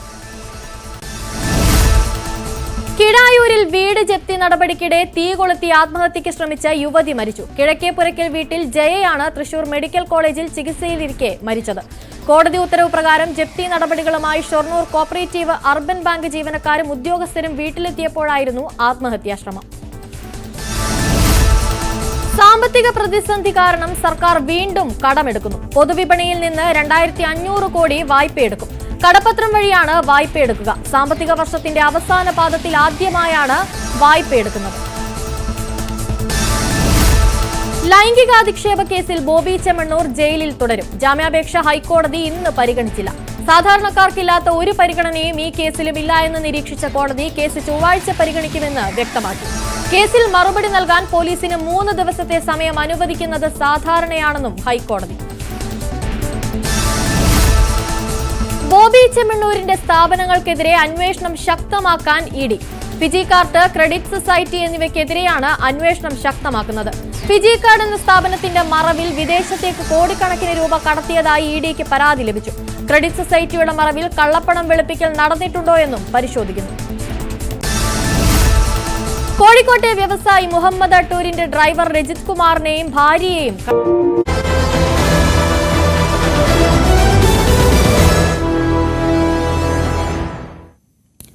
രാവിലെ തുടരുകയാണ്. കഴിഞ്ഞ ദിവസങ്ങളിൽ വലിയ വിവാദമുണ്ടായ ഒരു വാർത്തയായിരുന്നു MN ഗോവിന്ദൻ നായരുടെ ഒരു പ്രതിമയുടെ നിർമ്മാണം. പ്രതിമ കൊണ്ടുവന്ന് വെച്ചപ്പോൾ ഇത് ആരാണെന്ന് ബന്ധുക്കളും പ്രിയപ്പെട്ടവരും ചോദിക്കുന്ന സ്ഥിതിയിലേക്ക് എത്തിയിരുന്നു കാര്യങ്ങൾ. രൂപസാദൃശ്യമില്ല എന്ന പരാതികൾക്കൊടുവിൽ CPI ആസ്ഥാനത്ത് MN ഗോവിന്ദൻ നായരുടെ പ്രതിമ മാറ്റി സ്ഥാപിച്ചിരിക്കുകയാണ്. നവീകരിച്ച ആസ്ഥാന മന്ദിരത്തിന്റെ ഉദ്ഘാടന ദിവസം അനാച്ഛാദനം ചെയ്ത പ്രതിമയാണ് നീക്കിയത്. പകരം നേരത്തെ പാർട്ടി ഓഫീസിൽ ഉണ്ടായിരുന്ന പഴയ പ്രതിമ തന്നെ സ്ഥാപിച്ചു. VV അരുൺ വിവരങ്ങളുമായി. അരുൺ, ആ പ്രതിമ കണ്ട് അദ്ദേഹത്തിന്റെ മക്കൾ ഉൾപ്പെടെ ഞെട്ടിപ്പോയി എന്നാണ് പറഞ്ഞു കേട്ടത്. ആ സമയത്ത് അവരുടെയൊക്കെ പ്രതികരണങ്ങൾ ആ തരത്തിൽ സോഷ്യൽ മീഡിയയിലും കണ്ടിരുന്നു. ഇപ്പോ പഴയ പ്രതിമ തന്നെ മാറ്റി സ്ഥാപിക്കുക, ഇപ്പോ അത് പാർട്ടി നേതാക്കൾക്ക് ബോധ്യപ്പെട്ടു ആ രൂപസാദൃശ്യം ഇല്ല എന്ന കാര്യം? ശ്രീജ, 27-ാം തീയതിയാണ് CPIയുടെ ആസ്ഥാന മന്ദിരം MN സ്മാരകം നവീകരിച്ച് ഉദ്ഘാടനം ചെയ്തത്. അപ്പോൾ MN ഗോവിന്ദനാണ് CPIയുടെ എക്കാലത്തെയും ഏറ്റവും പ്രധാനപ്പെട്ട നേതാക്കളുടെ ഒന്നാം നിര നേതാക്കളുടെ MN ഗോവിന്ദന്റെ പ്രതിമ നേരത്തെ തന്നെ അദ്ദേഹത്തിന്റെ പേരിലുള്ള ഈ ആസ്ഥാന മന്ദിരത്തിൽ ഉണ്ടായിരുന്നു. അത് ഇപ്പോൾ ഈ പ്രതിമ കാണുന്നത് വലതുവശത്ത് ഇതേ പ്രതിമ, ഈ അർദ്ധകായ പ്രതിമ, മുഖം മാത്രം വരുന്ന ഈ പ്രതിമ അവിടെ സ്ഥാപിച്ചിരുന്നു. അത് മാറ്റിയാണ് പുതിയ ഓഫീസിൽ പുതിയ MNന്റെ പ്രതിമ വരട്ടെ എന്ന നേതാക്കളുടെ താല്പര്യപ്രകാരം ആ പ്രതിമ സ്ഥാപിച്ചത്. അന്നും പ്രതിമ ഇവിടെ അനാച്ഛാദനം ചെയ്യുന്നതിന് മുമ്പ് നേതാക്കൾ അത് കണ്ടിരുന്നു. അപ്പോൾ തന്നെ പല കോണുകളിൽ നിന്നും മുറുമുറുപ്പ് തുടങ്ങിയിരുന്നു. MNന്റെ പ്രതിമയാണോ ഇത്? MNുമായി ഒരു മുഖ സാദൃശ്യമില്ലാത്ത പ്രതിമയാണ്.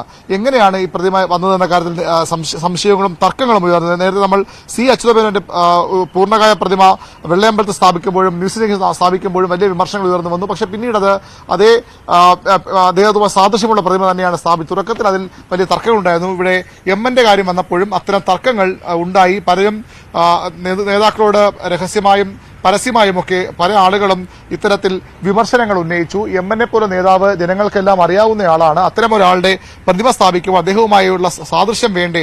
എന്തിനാണ് ഇങ്ങനെ അദ്ദേഹവുമായി ഒരു സാദൃശ്യമില്ലാത്തൊരു രൂപം ഇവിടെ പ്രതിമയായി സ്ഥാപിക്കുന്ന ചോദ്യമാണ് പൊതുവിൽ ഉയർന്നു വന്നത്. ഇത് ഒടുവിൽ നേതാക്കളും അത് അംഗീകരിക്കുകയായിരുന്നു. MNന്റെ മുഖവുമായി അദ്ദേഹവുമായി സാദൃശ്യമില്ലാത്ത പ്രതിമ തന്നെയാണ് ഇവിടെ സ്ഥാപിച്ചിരിക്കുന്നത്. അത് മാറ്റി സ്ഥാപിക്കണം.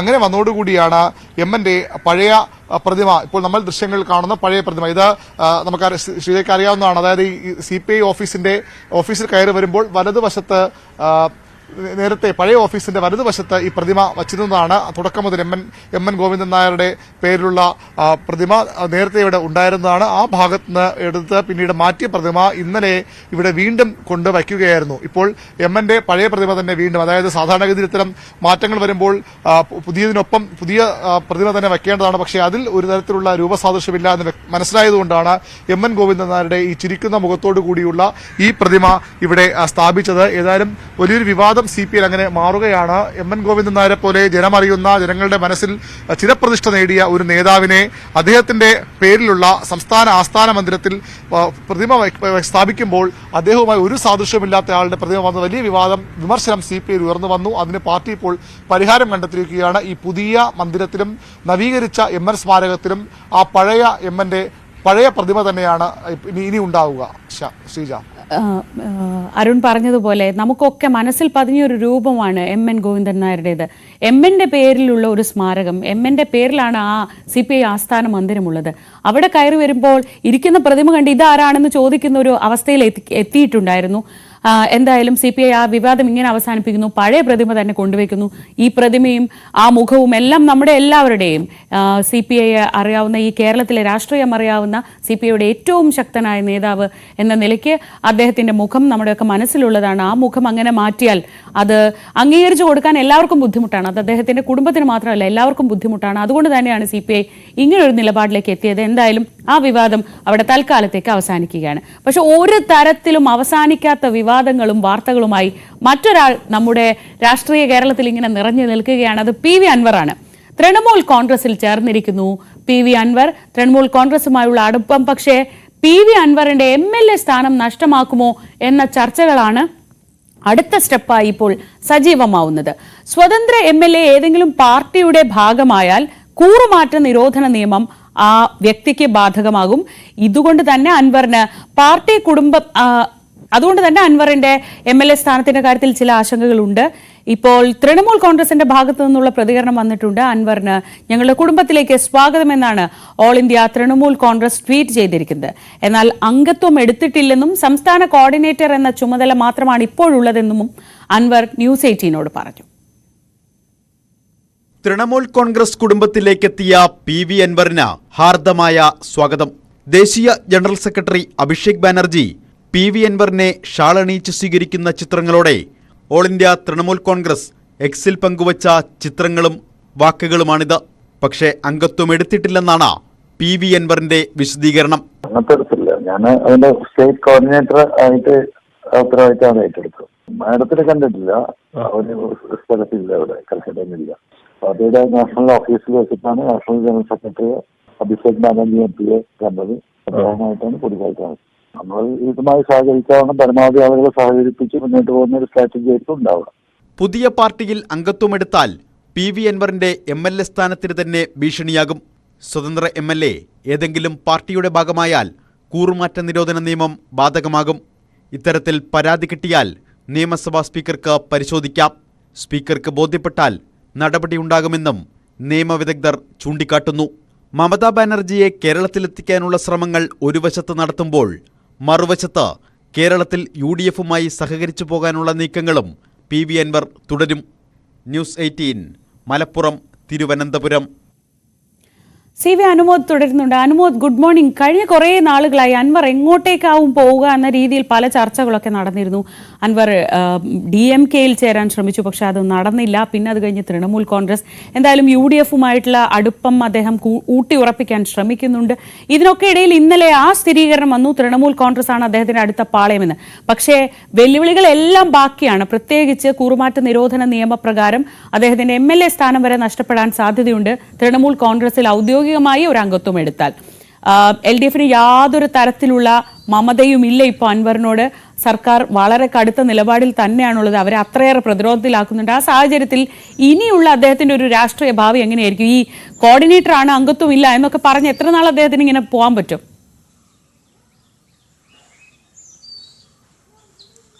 Sreeja, good morning. നമുക്കറിയാം, കഴിഞ്ഞൊരു 6 മാസമായിട്ട് അൻവറിന്റെ രാഷ്ട്രീയ ജീവിതം നമുക്കൊന്നും പ്രവചിക്കാൻ കഴിയാത്ത തരത്തിലാണ് മുന്നോട്ട് പോയിക്കൊണ്ടിരിക്കുന്നത്. ഇപ്പോൾ ഏറ്റവും അവസാനമായിട്ട് അദ്ദേഹം വനം വകുപ്പിൻ്റെ ഓഫീസ് ആക്രമിച്ച വിഷയത്തിൽ ജയിലിൽ പോവുകയും തുടർന്ന് പുറത്തിറങ്ങുകയും അതിനുശേഷം UDF-നൊപ്പമാണ് താനിണിയെന്ന് പ്രഖ്യാപിക്കുകയും ചെയ്തു. പക്ഷേ UDF-ലേക്കുള്ള അദ്ദേഹത്തിൻ്റെ ആ ഒരു കടന്നുവരവും അത്ര വേഗത്തിലൊന്നും ഇപ്പോൾ നടക്കുന്ന സാഹചര്യമല്ല. അദ്ദേഹവുമായിട്ട് ആ ഒരു വിഷയത്തിൽ നേതാക്കൾ പിന്തുണ അറിയിക്കുന്നുണ്ടെങ്കിലും UDF-ലേക്ക് വരാനുള്ള ഒരു വഴി ഇപ്പോഴും അൻവറിന് ഒരുങ്ങിയിട്ടില്ല എന്നാണ് മനസ്സിലാവുന്നത്. അതിനിടയിലാണ് അദ്ദേഹത്തിന് TMC-യിലേക്കുള്ള പ്രവേശനം വന്നിരിക്കുന്നത്. എന്നാലും അൻവർ തൻ്റെ MLA സ്ഥാനം നഷ്ടമാകുന്ന തരത്തിൽ ഒരു നീക്കവും നടത്തില്ല എന്നുള്ളത് വ്യക്തമാണ്. കാരണം ഒരു തരത്തിലും നേടിയത് ജനങ്ങൾ തന്ന അംഗീകാരങ്ങളൊന്നും തിരിച്ചു കൊടുക്കുന്നതല്ലാതെ അദ്ദേഹം ഈ ഇടതുപക്ഷത്തിനെതിരെയുള്ള പോരാട്ടം തുടങ്ങിയ സമയത്തെ വ്യക്തമാക്കിയതാണ്. MLA സ്ഥാനം രാജിവെക്കുന്ന ഒരു തരത്തിലുള്ള നടപടി അദ്ദേഹത്തിന് ഉണ്ടാകില്ലെന്ന് പറഞ്ഞിരുന്നു. നഷ്ടമാക്കുന്ന തരത്തിലുള്ള നടപടികൾ അദ്ദേഹം നടത്തില്ല. അതുകൊണ്ട് തന്നെ നിയമപരമായിട്ട് നോക്കിയിട്ട് മാത്രമേ അദ്ദേഹം അത്തരത്തിലുള്ള തീരുമാനമെടുക്കുള്ളൂ. അദ്ദേഹം DMK എന്ന സംഘടന രൂപീകരിച്ചപ്പോൾ പോലും താൻ അതിൻ്റെ രക്ഷാധികാരി ആണ്, ആ സംഘടനയുടെ ഭാഗമല്ല, അല്ലെങ്കിൽ അതിൻ്റെ അംഗത്വം എടുത്തിട്ടില്ല എന്നുള്ള തരത്തിലുള്ള നിലപാടുകളാണ് സ്വീകരിച്ചിരുന്നത്. രാഷ്ട്രീയ സംഘടനയല്ല, ഒരു പൊതു പ്രശ്നങ്ങൾ ചർച്ച ചെയ്യാനുള്ള ഒരു കൂട്ടായ്മ മാത്രമാണ് എന്നാണ് അദ്ദേഹം വിശദീകരിച്ചത്. ഇപ്പോൾ TMC-യുടെ ഭാഗമാകുന്നു എന്ന് അദ്ദേഹം എന്ന് പറയുമ്പോൾ അദ്ദേഹം വിശദീകരിക്കുന്നത് താൻ അതിൻ്റെ ഒരു സംസ്ഥാന കോർഡിനേറ്റർ മാത്രമായിട്ടാണ് ഇനി സേവനം ഉണ്ടാക്കുക, അതായത് അംഗത്വം എടുത്തിട്ടില്ല എന്ന് അദ്ദേഹം ആവർത്തിക്കുന്ന ഒരു സാഹചര്യം. എന്നാൽ അദ്ദേഹത്തിൻ്റെ TMC-യിലേക്ക് സ്വാഗതം ചെയ്തിട്ടുള്ള ട്വിറ്ററിൽ പങ്കുവെച്ച ഫോട്ടോസും അതിൻ്റെ പോലെ തന്നെ അഭിഷേക് ബാനർജിയുടെ വാക്കുകളും ഒക്കെ ഇടതുപക്ഷത്തിന് അദ്ദേഹത്തിനെതിരെ ഉപയോഗിക്കാവുന്ന ആയുധങ്ങളാണ്. പക്ഷേ അതിൽ രണ്ടു വശവും ചിന്തിച്ച് ചർച്ച ചെയ്ത ശേഷം മാത്രമേ തീരുമാനമെടുക്കുമെങ്കിൽ പോലും അൻവറിനെതിരെ അതൊരു ആയുധമാക്കാനുള്ള സാധ്യത തള്ളിക്കളയാനാകില്ല. പക്ഷേ അതുകൊണ്ടൊക്കെ തന്നെയാണ് അൻവർ ഈ നിയമപരമായിട്ടുള്ള പ്രശ്നങ്ങൾ മുന്നിൽ കണ്ടു തന്നെയാണ് താൻ ഇതിൻ്റെ കോർഡിനേറ്റർ മാത്രമാണ്, അംഗത്വം ഇപ്പോൾ എടുക്കുന്നില്ല എന്ന് പറയുന്നത്. പക്ഷേ ഈ തദ്ദേശ ഭരണ തെരഞ്ഞെടുപ്പുകൂടി കഴിഞ്ഞ് നിയമസഭാ തെരഞ്ഞെടുപ്പിന് കുറച്ച് മാസങ്ങൾക്ക് മുൻപ് അദ്ദേഹം നിയമസഭാ അംഗത്വം രാജിവെച്ച് ഒരു പക്ഷേ TMC-യിൽ ഔദ്യോഗികമായിട്ട് ചേർന്ന് പ്രവർത്തനങ്ങൾ തുടങ്ങാനുള്ള സാധ്യത തള്ളിക്കളയാനാകില്ല. ഒപ്പം തന്നെ TMC-യെ UDF-ന്റെ ഭാഗമാക്കാനുള്ള ശ്രമങ്ങളും അദ്ദേഹം നടത്തും. UDF-ന്റെ ഒരു മുന്നണി ഉൾപ്പെട്ടിട്ടില്ലെങ്കിൽ പോലും പുറത്തുനിന്ന് സഹകരിക്കുന്ന തരത്തിൽ ഒരു നീക്കുപോക്ക് അദ്ദേഹം TMC-യുടെ ഭാഗമാകുമ്പോൾ ഉണ്ടാകും. മാത്രം അതിന് പ്രധാനപ്പെട്ട കാരണം മമതാ ബാനർജിയെ പോലെ ദേശീയ തലത്തിൽ ഇടതുപക്ഷത്തിനെ ചോദ്യം ചെയ്യുന്ന, ഫാസിസത്തെ എതിർക്കുന്ന, നരേന്ദ്രമോദിയെ വെല്ലുവിളിക്കുന്ന ഒരു നേതാവിൻ്റെ സാന്നിധ്യം, ഒരു നേതാവിൻ്റെ പിന്തുണ അൻവറിനുണ്ട് എന്നുള്ളത് സ്വാഭാവികമായിട്ടും UDF-നെ തള്ളിക്കളയാൻ കഴിയുന്ന ഒരു സാഹചര്യമല്ല തീർക്കുക എന്നുള്ളത് തന്നെയാണ്. അതുകൊണ്ട് തന്നെ TMC-യുടെ ഭാഗമാകുമ്പോൾ അൻവറിന് അത്തരത്തിലുള്ളൊരു പിന്തുണ അവകാശപ്പെടാം. അത്തരത്തിൽ ഒരു ദേശീയ നേതാക്കളുമായിട്ടുള്ള അദ്ദേഹത്തിൻ്റെ ബന്ധം ഈ കേരളത്തിലെ രാഷ്ട്രീയത്തിൽ ഉപയോഗിക്കാം. അത് UDF-നൊപ്പം നടക്കുവാൻ മുന്നണിയുടെ ഭാഗമല്ലെങ്കിൽ പോലും ഒരുമിച്ച് പ്രവർത്തിക്കാനുള്ള സാഹചര്യം ഉണ്ടാക്കാൻ കഴിയും. അങ്ങനെ പല തരത്തിലും ഈ TMC-യിലെ അംഗത്വം, TMC-യുടെ സഹകരണം അൻവറിനെ സംബന്ധിച്ച് രാഷ്ട്രീയമായിട്ട് ഗുണം ചെയ്യുന്നതാണ്. എന്നിരുന്നാൽ പോലും കേരളത്തിൽ LDF, UDF, NDA എന്നീ മുന്നണികളല്ലാതെ മറ്റൊരു സംവിധാനമില്ല എന്നതുകൊണ്ട് തന്നെ നിയമസഭാ തെരഞ്ഞെടുപ്പിൻ്റെ സമയം എത്തുമ്പോഴേക്കും അദ്ദേഹത്തിൻ്റെ സീറ്റ് സംബന്ധിച്ചിട്ട് തർക്കങ്ങൾ അത് UDF-ന് എങ്ങനെ കൈകാര്യം ചെയ്യാനാകും എന്നുള്ള ചോദ്യവും ഈ ഘട്ടത്തിൽ തന്നെ ഉയരുന്നുണ്ട്. പ്രത്യേകിച്ച് സീറ്റ് സംബന്ധിച്ച് ഒരു തർക്കത്തിനും താനില്ല എന്ന് അൻവർ ഇപ്പോൾ പറഞ്ഞാൽ പോലും അൻവറിനൊപ്പമുള്ളവർ അദ്ദേഹം നിലമ്പൂർ മേഖല കേന്ദ്രീകരിച്ച് തന്നെ പ്രവർത്തിക്കണമെന്ന് ആഗ്രഹം പ്രകടിപ്പിക്കുന്ന ഒരു സാഹചര്യമുണ്ട്. അങ്ങനെയൊക്കെ വെച്ച് നോക്കുമ്പോൾ അദ്ദേഹത്തിൻ്റെ ഏത് മുന്നണിയിലേക്കുള്ള പ്രവേശനവും, അതായത് TMC-യുടെ ഭാഗമായിട്ട് അദ്ദേഹം UDF-ലാണെങ്കിലും പ്രവേശിക്കാൻ ശ്രമിക്കുമ്പോഴും ഈ സീറ്റ് ഒരു തലവേദനയായിട്ട് തന്നെ വരും മുന്നണിക്ക് എന്ന കാര്യത്തിൽ ഒരു തർക്കവും വേണ്ട. പക്ഷേ നിലവിലെ സാഹചര്യത്തിൽ അദ്ദേഹത്തിന് തദ്ദേശഭരണ തെരഞ്ഞെടുപ്പൊക്കെ മുന്നിൽ എത്തി നിൽക്കുന്ന സാഹചര്യത്തിൽ അദ്ദേഹത്തിന് കരുത്ത് തെളിയിക്കാൻ ഈ ഒരു TMC പ്രവേശനവും അതുമായി ബന്ധപ്പെട്ട പ്രചരണങ്ങളൊക്കെ സഹായിക്കും. ഒരുപക്ഷെ അടുത്ത ദിവസങ്ങളിൽ മമതാ ബാനർജി അദ്ദേഹം കേരളത്തിൽ കൊണ്ടുവരാനുള്ള ശ്രമവും സ്വാഭാവികമായും അദ്ദേഹം വളരെ ബുദ്ധിയുള്ള ഒരാളാണ്. പലപ്പോഴും അബദ്ധങ്ങളൊക്കെ പറയാറുണ്ടെങ്കിൽ പോലും ഈ രാഷ്ട്രീയത്തിൽ അദ്ദേഹം കൈവിട്ടൊരു കളിക്ക് തയ്യാറാവില്ല. കാരണം അദ്ദേഹത്തിന് അറിയാം ആ MLA സ്ഥാനമാണ് ഇപ്പോൾ കയ്യിലുള്ള തുറുപ്പ് ചീട്ട് എന്ന് നല്ല കൃത്യമായ ബോധ്യം PV അൻവറിനുണ്ട്. വീണ്ടും നമ്മൾ കൊച്ചിയിലേക്ക് പോവുകയാണ്. അവിടെ സഭാ ആസ്ഥാനത്ത് നമ്മൾ ആശങ്കപ്പെട്ടതുപോലെ തന്നെ വീണ്ടും ഒരു സംഘർഷത്തിന്റെ അന്തരീക്ഷം ഉണ്ടാവുകയാണ്. വിശ്വാസികൾ അവിടേക്ക് എത്തുന്നു. ഇന്നലെ പുലർച്ചെയാണ് 5 മണിയോടെയാണ് വൈദികർക്കെതിരെ പോലീസിന്റെ ഭാഗത്തുനിന്ന് നടപടി ഉണ്ടായത്. ഇതാ നമ്മൾ ദൃശ്യങ്ങളിൽ കാണുന്നത് പോലെ ഒരു പ്രതിഷേധത്തിന്റെ അന്തരീക്ഷം അവിടെ രൂപപ്പെട്ടു കഴിഞ്ഞു.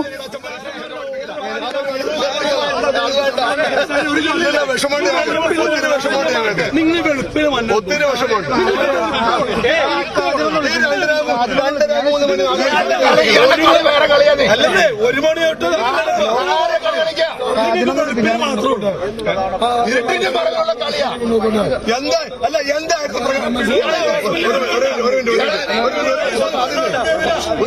പിണറായി സർക്കാർ നമുക്കെതിരാ, പിണറായി സർക്കാർ നമുക്കെതിരാ.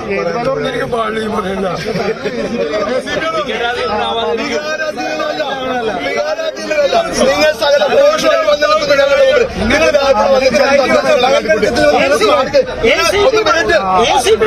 ദൈവത്തെ നിങ്ങൾക്ക് എതിരാണ് സർക്കാർ എന്ന്, അത് സത്യമാണ്.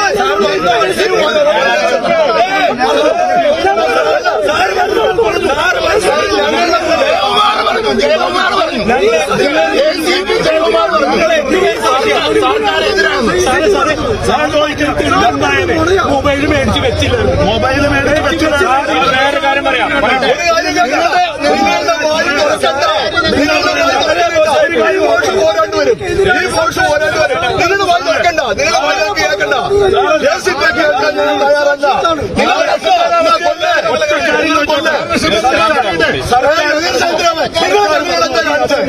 ഞങ്ങളോട് 3 മണിക്ക് എന്താ കാണിച്ചത്? സർക്കാർ പറഞ്ഞു, സർക്കാർ പറഞ്ഞു, ഞങ്ങളോട് പറഞ്ഞത് 3 മണിക്ക് ഞങ്ങളോട് പറഞ്ഞു. സംസാരിക്കണ്ട, സർക്കാരിന്റെ തീരുമാനമാണെന്നാണ്.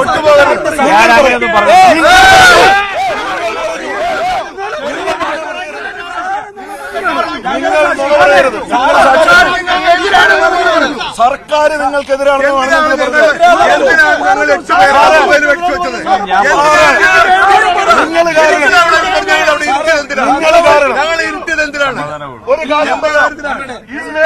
കാരണം അൽമായ മുന്നേറ്റം ഇതുവരെ ഒരു പൊളിറ്റിക്കൽ സ്റ്റാൻഡ് എടുത്തിട്ടില്ല. ഈ ACP പറയുന്നത് സർക്കാർ ഈ എറണാകുളം അങ്കമാലി അതിരൂപതയ്ക്ക് എതിരാണ്. ഒരിക്കലും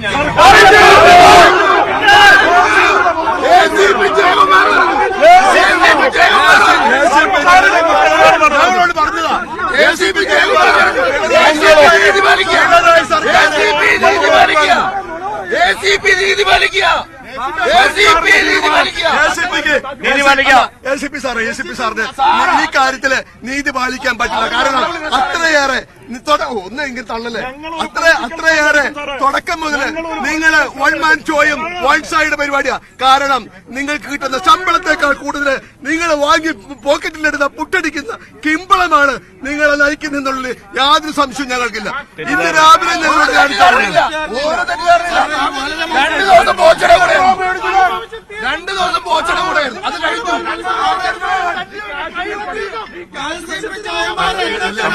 ഞാൻ പറയാം, എല്ലാവരും സാറിന്റെ വീട്ടിൽ വന്ന് സാറിന്റെ വീട്ടുകാരെ ഞങ്ങളെ ഉപദ്രവിച്ചാൽ സാർ എങ്ങനെ ക്ഷമിക്കും? സാറിന്റെ വീട്ടിൽ വന്നിട്ട് സാറിന്റെ മക്കളെ ഞങ്ങളെ ഉപദ്രവിച്ചാൽ സാർ എങ്ങനെ ക്ഷമിക്കും?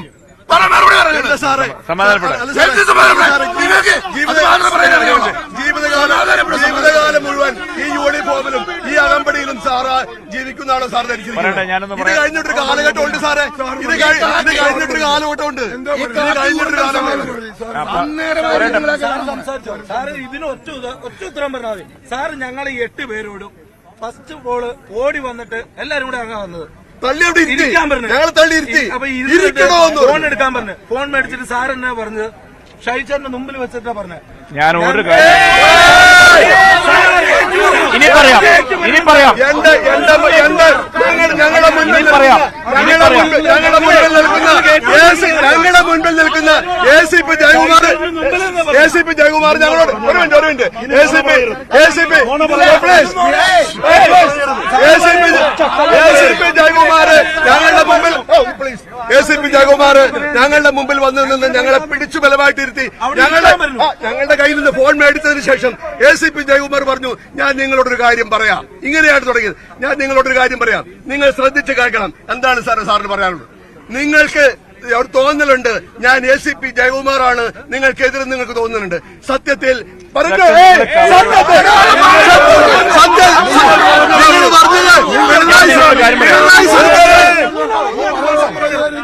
പിണറായി സർക്കാരാണ്, കേരള സർക്കാരാണ്. നിങ്ങൾക്ക് പറയാനുള്ള നിങ്ങളെ കേൾക്കണ്ട.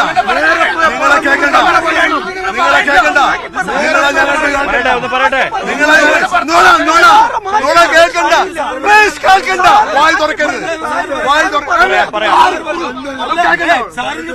സാറ് കേൾക്കണ്ട. നിങ്ങൾ തമ്മിൽ വഴക്കുണ്ടാക്കല്ലേ? ഞാനൊന്ന് പറഞ്ഞോട്ടെ. എന്ത് സാറാന്ന് ഒരു ACP അടുത്ത് ഇതേപോലെ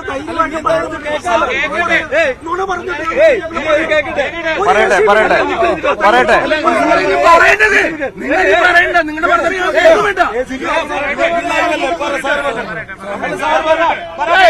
ഒരു സെക്കൻഡ്, അവിടെ ഉണ്ടായ കാര്യം പ്രകാശ് പറയട്ടെ. അവിടെ ഉണ്ടായ കാര്യം പറയട്ടെ. പൂർത്തിയായിട്ടില്ല. പ്രകാശ് പറയട്ടെ.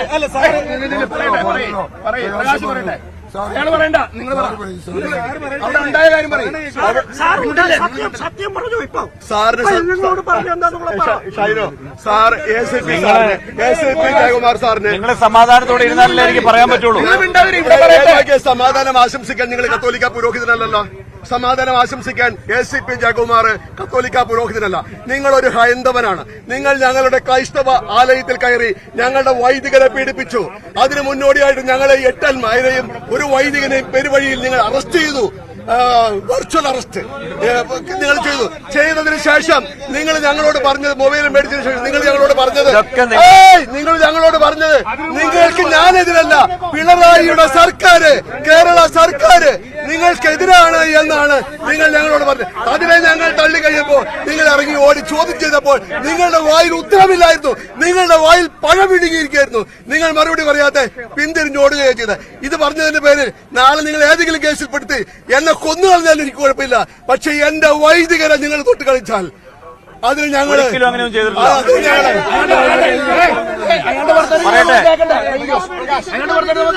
വിട്ടോ മതി മതി മതി മതി. സ്റ്റാൻഡോട് ഇനി ആരും ഒന്നും പറയണ്ട. നമുക്ക് അവരുടെ കേൾക്കണ്ടത്, അവരുടെ വാർത്തയാണ് നമുക്ക് കേൾക്കണ്ട. വേണ്ട വേണ്ട, അവരുടെ വർത്തമാനം നമുക്ക് കേൾക്കണ്ട. ഈ ജയകുമാർ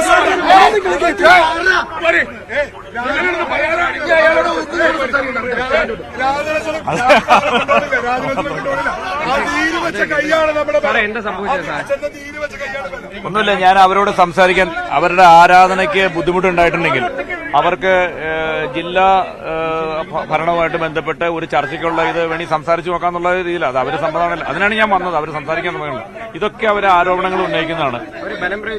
ഇല്ല, അത് ഇവിടെ ഡ്യൂട്ടിക്ക് മറ്റേ special branch AC, central AC, Ernakulam AC ഒക്കെ ഉണ്ട്. അവരിങ്ങോട്ട് മാറിയിക്കാൻ സഹകരിച്ചു.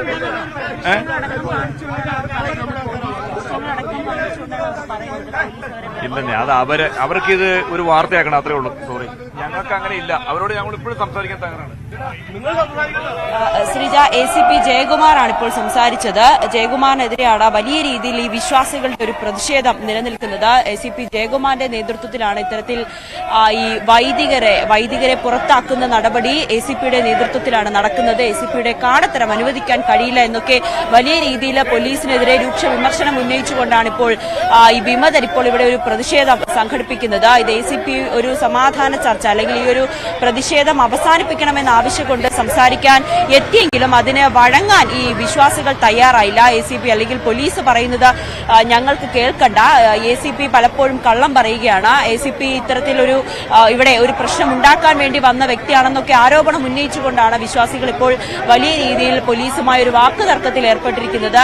ACP ജയകുമാറിനെ സംസാരിക്കാൻ അനുവദിക്കാതെയാണ് മുദ്രാവാക്യങ്ങൾ മുഴക്കിക്കൊണ്ട് വിശ്വാസികൾ ഇവിടെ പ്രതിഷേധം തുടരുന്നത്. അറസ്റ്റ് വാറണ്ടില്ലാതെ അല്ലെങ്കിൽ കൃത്യമായിട്ടുള്ളൊരു നിർദ്ദേശമില്ലാതെയാണ് പോലീസ് ഇവിടെ എത്തി ഈ 21 വൈദികരെ ഈ പ്രതിഷേധം നടത്തിയിരിക്കുന്ന ഈ ബിഷപ്പ് ഹൌസിൽ നിന്നും ബലപ്രയോഗത്തിലൂടെയും മർദ്ദനത്തിലൂടെയും പുറത്താക്കാൻ ശ്രമിച്ചതെന്നാണ് വിശ്വാസികൾ പറയുന്നത്. ഇതിനു മുൻപ് ഇത്തരത്തിൽ ഈ ACPയുടെ ഭാഗത്തു നിന്നും വളരെ മോശമായിട്ടുള്ള രീതിയിലുള്ള പ്രവർത്തികൾ ഉണ്ടായി. ഇവിടെ പ്രശ്നങ്ങൾ വർദ്ധിക്കുന്നതിന് കാരണം പോലീസാണെന്നൊക്കെ ആരോപണമാണ് ഇവർ ഉന്നയിക്കുന്നത്. പക്ഷേ ACP വ്യക്തമാക്കിയത് ഇവർ കെട്ടിച്ചമയ്ക്കുന്നതാണ്, ഇവിടെ ഒരു പ്രശ്നമുണ്ടാക്കി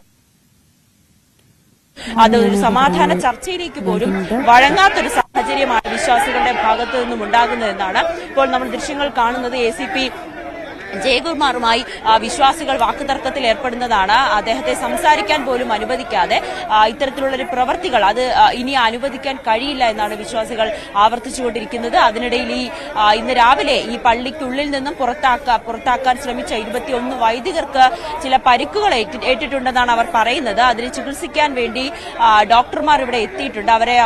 അവരുടെ ഒരു പരിശോധനയും നടന്നുകൊണ്ടിരിക്കുകയാണ് ഈ ബിഷപ്പ് ഹൌസിനുള്ളിൽ. എന്തായാലും ഈ പ്രതിഷേധത്തിൽ നിന്ന് പിന്മാറില്ല. ഈ പോലീസ് ഇവിടെ നിന്ന് പോകുന്നത് വരെ ഈ പ്രതിഷേധം തുടരുമെന്നാണ് ആവർത്തിക്കുന്നത്.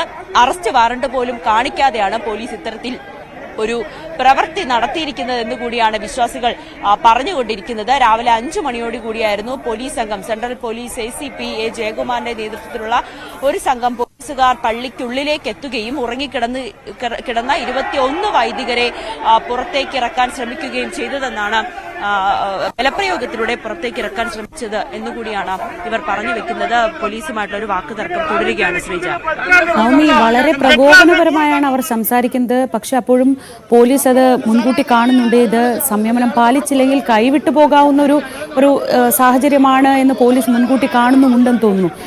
ACP ജയകുമാറിനോട് അവർ സംസാരിക്കുന്നത് നിങ്ങളൊരു ഹിന്ദു അല്ലേ, ഇവിടെ കയറി നടപടി എടുത്തില്ലേ എന്ന ചോദ്യം വരെ ചോദിച്ചിട്ടും വളരെ സംയമനത്തോടെയാണ്. അതായത് പോലീസിന് അവിടുന്ന് പിന്മാറുകയല്ലാതെ മറ്റൊരു സാഹചര്യം ഇല്ല എന്ന തരത്തിലേക്കാണോ കാര്യങ്ങൾ പോകുന്നത്?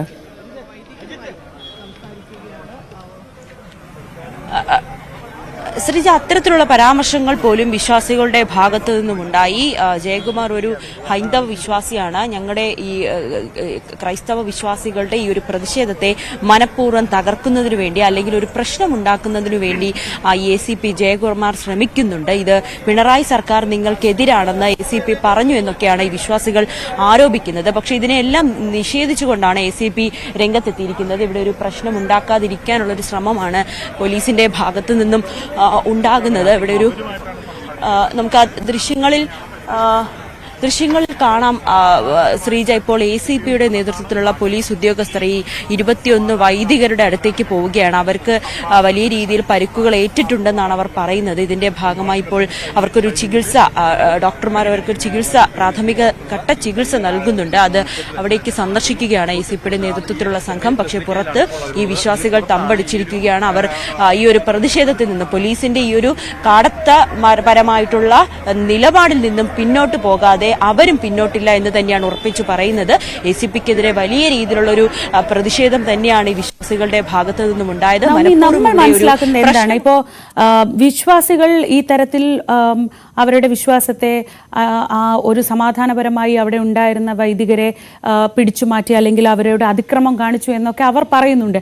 നമ്മൾ മനസ്സിലാക്കുന്നത് എന്താണ്, ഈ പോലീസ് ഇങ്ങനെ ഒരു നടപടിയിലേക്ക് കടക്കണമെങ്കിൽ അവർക്ക് കൃത്യമായൊരു നിർദ്ദേശം ഉണ്ടാവുമല്ലോ. പ്രത്യേകിച്ച് നമ്മൾ ഇന്നലെ തൊട്ട് പറയുന്നത് പോലെ വളരെ സെൻസിറ്റീവായ ഒരു വിഷയമാണ്.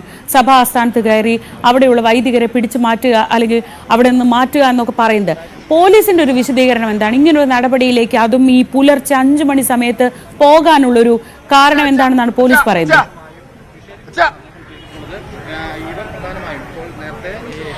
ശ്രീജ, ഇന്നലെ തന്നെ സഭാ നേതൃത്വം ഇവിടെ സമരമിരിക്കുന്ന, പ്രതിഷേധിക്കുന്ന, ബിഷപ്പ് ഹൌസിൽ പ്രതിഷേധമിരിക്കുന്ന 21 വൈദികരെ അവരുടെ ഈ പ്രതിഷേധത്തിൽ നിന്നും അവരെ പുറത്താക്കണമെന്ന് ആവശ്യപ്പെട്ടുകൊണ്ട് സഭാ നേതൃത്വം പോലീസിന് ഒരു പരാതി നൽകിയിട്ടുണ്ടായിരുന്നു. ഇതിന്റെ അടിസ്ഥാനത്തിലാണ് പോലീസ് ഇവിടെ എത്തുകയും ഇവരെ ഇവിടെ നിന്ന് മാറാൻ പറഞ്ഞത് അല്ലെങ്കിൽ ഇവിടെ നിന്ന് മാറ്റാനുള്ളൊരു ശ്രമം നടത്തുകയും ചെയ്തത്. പക്ഷേ ഈ ബിഷപ്പുമാർ, ഈ വൈദികർ അതിന് തയ്യാറായിരുന്നില്ല. ഇതിനെ തുടർന്നാണ് വലിയ രീതിയിലൊരു തർക്കം അവിടെ ഉണ്ടായതെന്നാണ് പോലീസ് പറയുന്നത്. കൃത്യമായിട്ടുള്ള പരാതിയുടെ അടിസ്ഥാനത്തിലാണ് ഇവിടെ എത്തിയതെന്ന് കൂടി പോലീസ് വ്യക്തമാക്കുന്നുണ്ട്. പക്ഷേ വൈദികർ പറയുന്നത് ഒരു അറസ്റ്റ് വാറണ്ട്, ഞങ്ങൾ അറസ്റ്റ് ചെയ്ത് ഇവിടുന്ന് നീക്കം ചെയ്യാനാണ് ഉദ്ദേശമെങ്കിൽ അതിനുവേണ്ടിയുള്ള ഒരു അറസ്റ്റ് വാറണ്ട് പോലും കാണിക്കാതെ അല്ലെങ്കിൽ പരാതി എവിടെയാണെന്ന് ചോദിച്ചിട്ട് പോലും അത് കൃത്യമായി തരാനുള്ളൊരു മനസ്സ് പോലീസ് കാണിച്ചില്ല എന്നാണ് വൈദികർ പറയുന്നത്.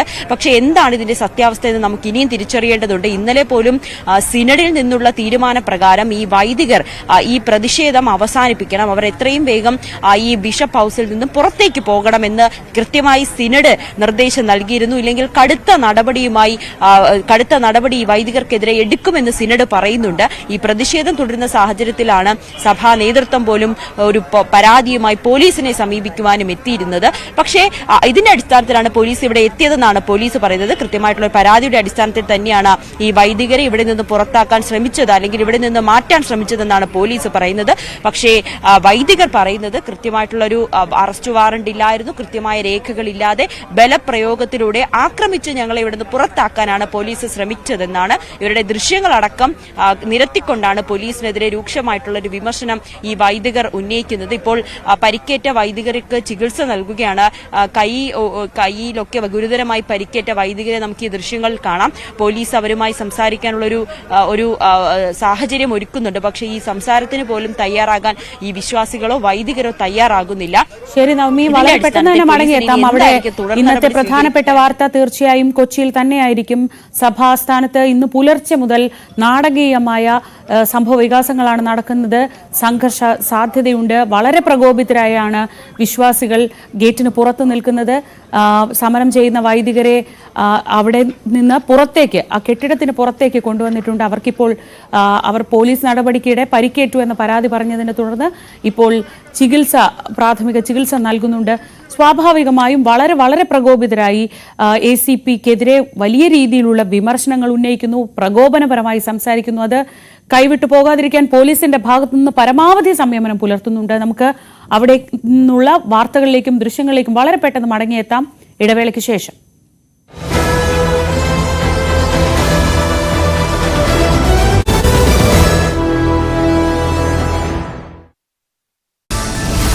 പത്തനംതിട്ടയിൽ ഞെട്ടിക്കുന്ന വെളിപ്പെടുത്തലുമായി 18കാരി. 13 വയസ്സ് മുതൽ 64 പേർ പീഡനത്തിനിരയാക്കിയെന്ന് പെൺകുട്ടി.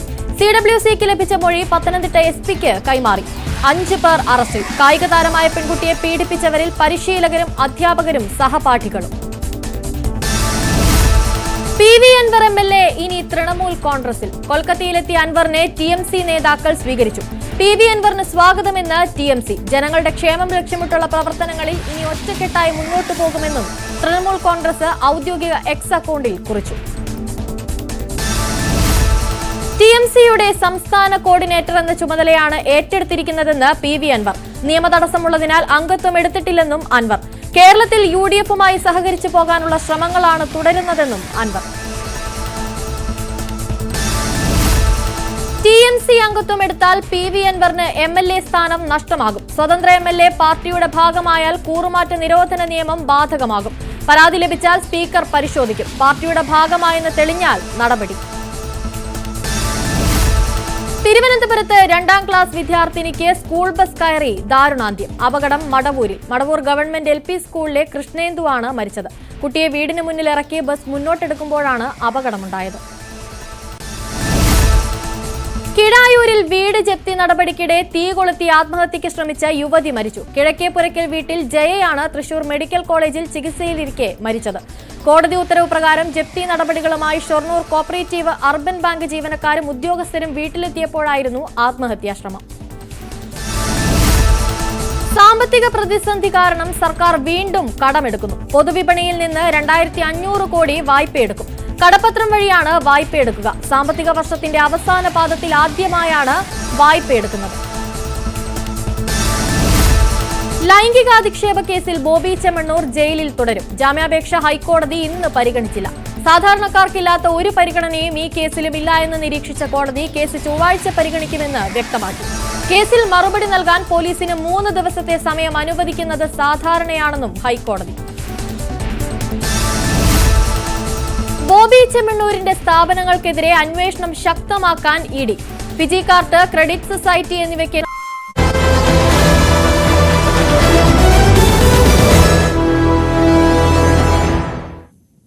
ഇനി നമ്മൾ പോകുന്നത് ഈ ദിവസം സംഭവിക്കാനിരിക്കുന്ന പ്രധാനപ്പെട്ട വാർത്തകളിലേക്ക്. എപ്പോൾ എവിടെ എന്ത് സംഭവിക്കുമെന്നറിയാൻ ഇന്ന് ഇത് സംഭവിക്കും.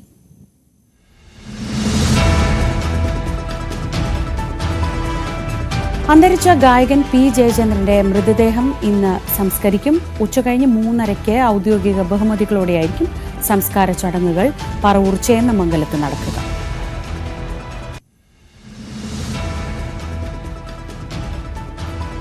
ഇന്നാണ് ചരിത്ര പ്രാധാന്യമുള്ള എരുമേലി പേട്ടതുള്ളൽ. അമ്പലപ്പുഴ ആലങ്ങാട് സംഘങ്ങളുടെ പേട്ടതുള്ളൽ ഇന്ന് നടക്കും. പേട്ട ശാസ്താ ക്ഷേത്രത്തിൽ തിടമ്പ് പൂജിച്ച് മാനത്ത് പരുന്തിനെ കാണുന്നതോടെ ഉച്ചയ്ക്ക് മുമ്പായി പേട്ടതുള്ളൽ തുടങ്ങും.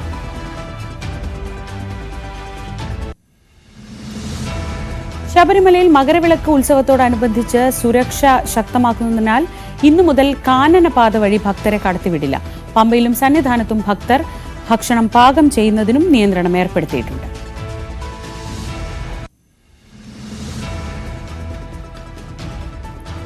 രാഷ്ട്രീയത്തിൽ പ്രധാനപ്പെട്ട ചലനങ്ങൾ BJPയിലും സംഭവിക്കുന്നുണ്ട്. ശോഭാ സുരേന്ദ്രൻ ഇന്ന് ഡൽഹിക്ക് പോവുകയാണ്. BJP കേന്ദ്ര നേതൃത്വവുമായി ശോഭ കൂടിക്കാഴ്ച നടത്തും.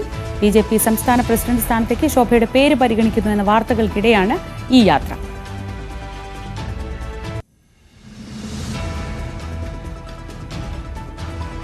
ഡൽഹി നിയമസഭാ തെരഞ്ഞെടുപ്പിലെ BJP സ്ഥാനാർത്ഥികളെ ഇന്ന് പ്രഖ്യാപിക്കും. 41 സീറ്റുകളിലേക്കുള്ള സ്ഥാനാർത്ഥികളെയാണ് ഇന്ന് പ്രഖ്യാപിക്കുക.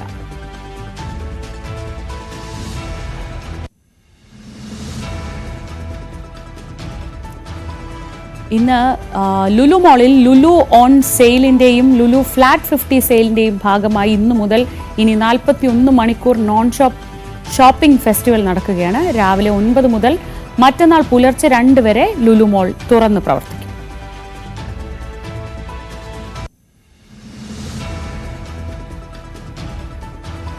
കായിക മേഖലയിൽ നിന്ന് അടുത്ത വാർത്ത. രാജ്യാന്തര നിലവാരമുള്ള കേരളത്തിലെ ആദ്യ റോളർ സ്കേറ്റിംഗ് ട്രാക്ക് വൈകിട്ട് 5-ന് പരിശീലകർക്കായി തുറന്നുകൊടുക്കും. എറണാകുളം പണിക്കർ അമ്പലത്ത് 1.5 ഏക്കറിലാണ് സ്കേറ്റിംഗ് റോഡ് സർക്യൂട്ടും സിന്തറ്റിക് ബാങ്ക്ഡ് ട്രാക്കും സജ്ജമാക്കിയിട്ടുള്ളത്. സാഹിത്യലോകത്ത് എന്താണ് സംഭവിക്കുന്നതെന്ന് നോക്കാം.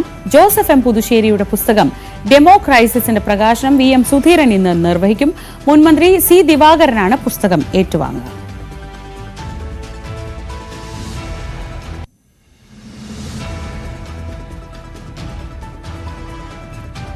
മസ്കറ്റ് നൈറ്റ്സിന്റെ ഭാഗമായി അമിറാത്ത് നസീം പാർക്കുകളിൽ ഇന്ന് പ്രവേശന സൗജന്യമായിരിക്കും. ഖുറം നാച്ചുറൽ പാർക്ക് ഇന്ന് അടച്ചിടും.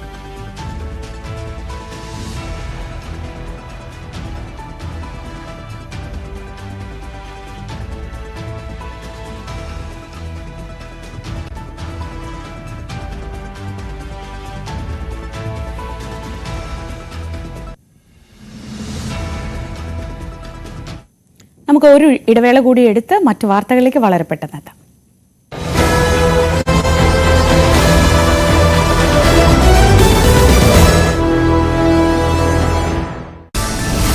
പത്തനംതിട്ടയിൽ ഞെട്ടിക്കുന്ന വെളിപ്പെടുത്തലുമായി 18-കാരി. 13 വയസ്സ് മുതൽ 64 പേർ പീഡനത്തിനിരയാക്കിയെന്ന് പെൺകുട്ടി.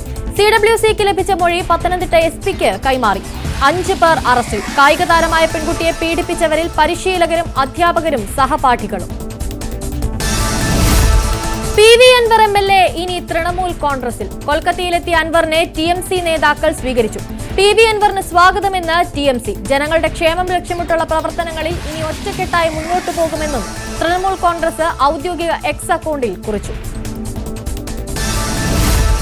TMCയുടെ സംസ്ഥാന കോർഡിനേറ്റർ എന്ന ചുമതലയാണ് ഏറ്റെടുത്തിരിക്കുന്നതെന്ന് PV അൻവർ. നിയമതടസ്സമുള്ളതിനാൽ അംഗത്വം എടുത്തിട്ടില്ലെന്നും അൻവർ. കേരളത്തിൽ UDFുമായി സഹകരിച്ചു പോകാനുള്ള ശ്രമങ്ങളാണ് തുടരുന്നതെന്നും അൻവർ. TMC അംഗത്വം എടുത്താൽ PV അൻവറിന് MLA സ്ഥാനം നഷ്ടമാകും. സ്വതന്ത്ര MLA പാർട്ടിയുടെ ഭാഗമായാൽ കൂറുമാറ്റ നിരോധന നിയമം ബാധകമാകും. പരാതി ലഭിച്ചാൽ സ്പീക്കർ പരിശോധിക്കും. പാർട്ടിയുടെ ഭാഗമായെന്ന് തെളിഞ്ഞാൽ നടപടി. തിരുവനന്തപുരത്ത് 2ാം ക്ലാസ് വിദ്യാർത്ഥിനിക്ക് സ്കൂൾ ബസ് കയറി ദാരുണാന്ത്യം. അപകടം മടവൂരിൽ. മടവൂർ ഗവൺമെന്റ് LP സ്കൂളിലെ കൃഷ്ണേന്ദുവാണ് മരിച്ചത്. കുട്ടിയെ വീടിന് മുന്നിൽ ഇറക്കി ബസ് മുന്നോട്ടെടുക്കുമ്പോഴാണ് അപകടമുണ്ടായത്. കിഴായൂരിൽ വീട് ജപ്തി നടപടിക്കിടെ തീ കൊളുത്തി ആത്മഹത്യയ്ക്ക് ശ്രമിച്ച യുവതി മരിച്ചു. കിഴക്കേപ്പുരയ്ക്കൽ വീട്ടിൽ ജയയാണ് തൃശൂർ മെഡിക്കൽ കോളേജിൽ ചികിത്സയിലിരിക്കെ മരിച്ചത്. കോടതി ഉത്തരവ് പ്രകാരം ജപ്തി നടപടികളുമായി ഷൊർണൂർ കോപ്പറേറ്റീവ് അർബൻ ബാങ്ക് ജീവനക്കാരും ഉദ്യോഗസ്ഥരും വീട്ടിലെത്തിയപ്പോഴായിരുന്നു ആത്മഹത്യാശ്രമം. സാമ്പത്തിക പ്രതിസന്ധി കാരണം സർക്കാർ വീണ്ടും കടമെടുക്കുന്നു. പൊതുവിപണിയിൽ നിന്ന് 2500 കോടി വായ്പയെടുക്കും. കടപ്പത്രം വഴിയാണ് വായ്പയെടുക്കുക. സാമ്പത്തിക വർഷത്തിന്റെ അവസാന പാദത്തിൽ ആദ്യമായാണ് വായ്പയെടുക്കുന്നത്. ലൈംഗികാധിക്ഷേപ കേസിൽ ബോബി ചെമ്മണ്ണൂർ ജയിലിൽ തുടരും. ജാമ്യാപേക്ഷ ഹൈക്കോടതി ഇന്ന് പരിഗണിച്ചില്ല. സാധാരണക്കാർക്കില്ലാത്ത ഒരു പരിഗണനയും ഈ കേസിലും ഇല്ല എന്ന് നിരീക്ഷിച്ച കോടതി കേസ് ചൊവ്വാഴ്ച പരിഗണിക്കുമെന്ന് വ്യക്തമാക്കി. കേസിൽ മറുപടി നൽകാൻ പോലീസിന് 3 ദിവസത്തെ സമയം അനുവദിക്കുന്നത് സാധാരണയാണെന്നും ഹൈക്കോടതി. ബോബി ചെമ്മണ്ണൂരിന്റെ സ്ഥാപനങ്ങൾക്കെതിരെ അന്വേഷണം ശക്തമാക്കാൻ ED. Fiji Kart, credit society എന്നിവയ്ക്കെതിരെയാണ് അന്വേഷണം ശക്തമാക്കുന്നത്. ഫിജി കാർഡ് എന്ന സ്ഥാപനത്തിന്റെ മറവിൽ വിദേശത്തേക്ക് കോടിക്കണക്കിന് രൂപ കടത്തിയതായി ഇഡിക്ക് പരാതി ലഭിച്ചു. ക്രെഡിറ്റ് സൊസൈറ്റിയുടെ മറവിൽ കള്ളപ്പണം വെളുപ്പിക്കൽ നടന്നിട്ടുണ്ടോ എന്നും പരിശോധിക്കുന്നു. കോഴിക്കോട്ടെ വ്യവസായി മുഹമ്മദ് അട്ടൂരിന്റെ ഡ്രൈവർ രജിത് കുമാറിനെയും ഭാര്യയെയും കണ്ടെത്തി. ഗുരുവായൂരിൽ നിന്നാണ് ഇരുവരെയും കണ്ടെത്തിയത്. പടിഞ്ഞാറെ നടയിലെ ലോഡ്ജിലാണ് ഇരുവരും താമസിച്ചിരുന്നത്. ഉച്ചയ്ക്ക് ഭക്ഷണം കഴിക്കാൻ എത്തിയപ്പോഴാണ് ഹോട്ടലിൽ നിന്ന് ഇരുവരെയും പിടികൂടിയത്. രജിത് കുമാറിനെയും ഭാര്യയെയും നടക്കാവ് പോലീസ് സ്റ്റേഷനിൽ എത്തിച്ചു.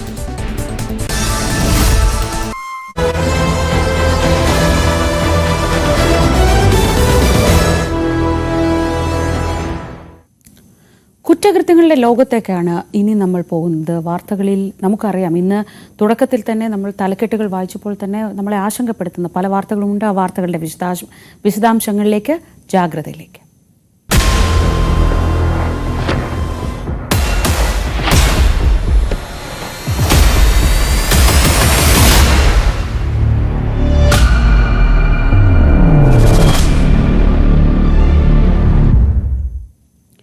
പത്തനംതിട്ടയിൽ കായിക താരമായ പെൺകുട്ടിയെ പീഡിപ്പിച്ച കേസിൽ ഇന്ന് കൂടുതൽ അറസ്റ്റുകൾ ഉണ്ടായേക്കും. നിലവിൽ 5 പേർ അറസ്റ്റിലാണ്.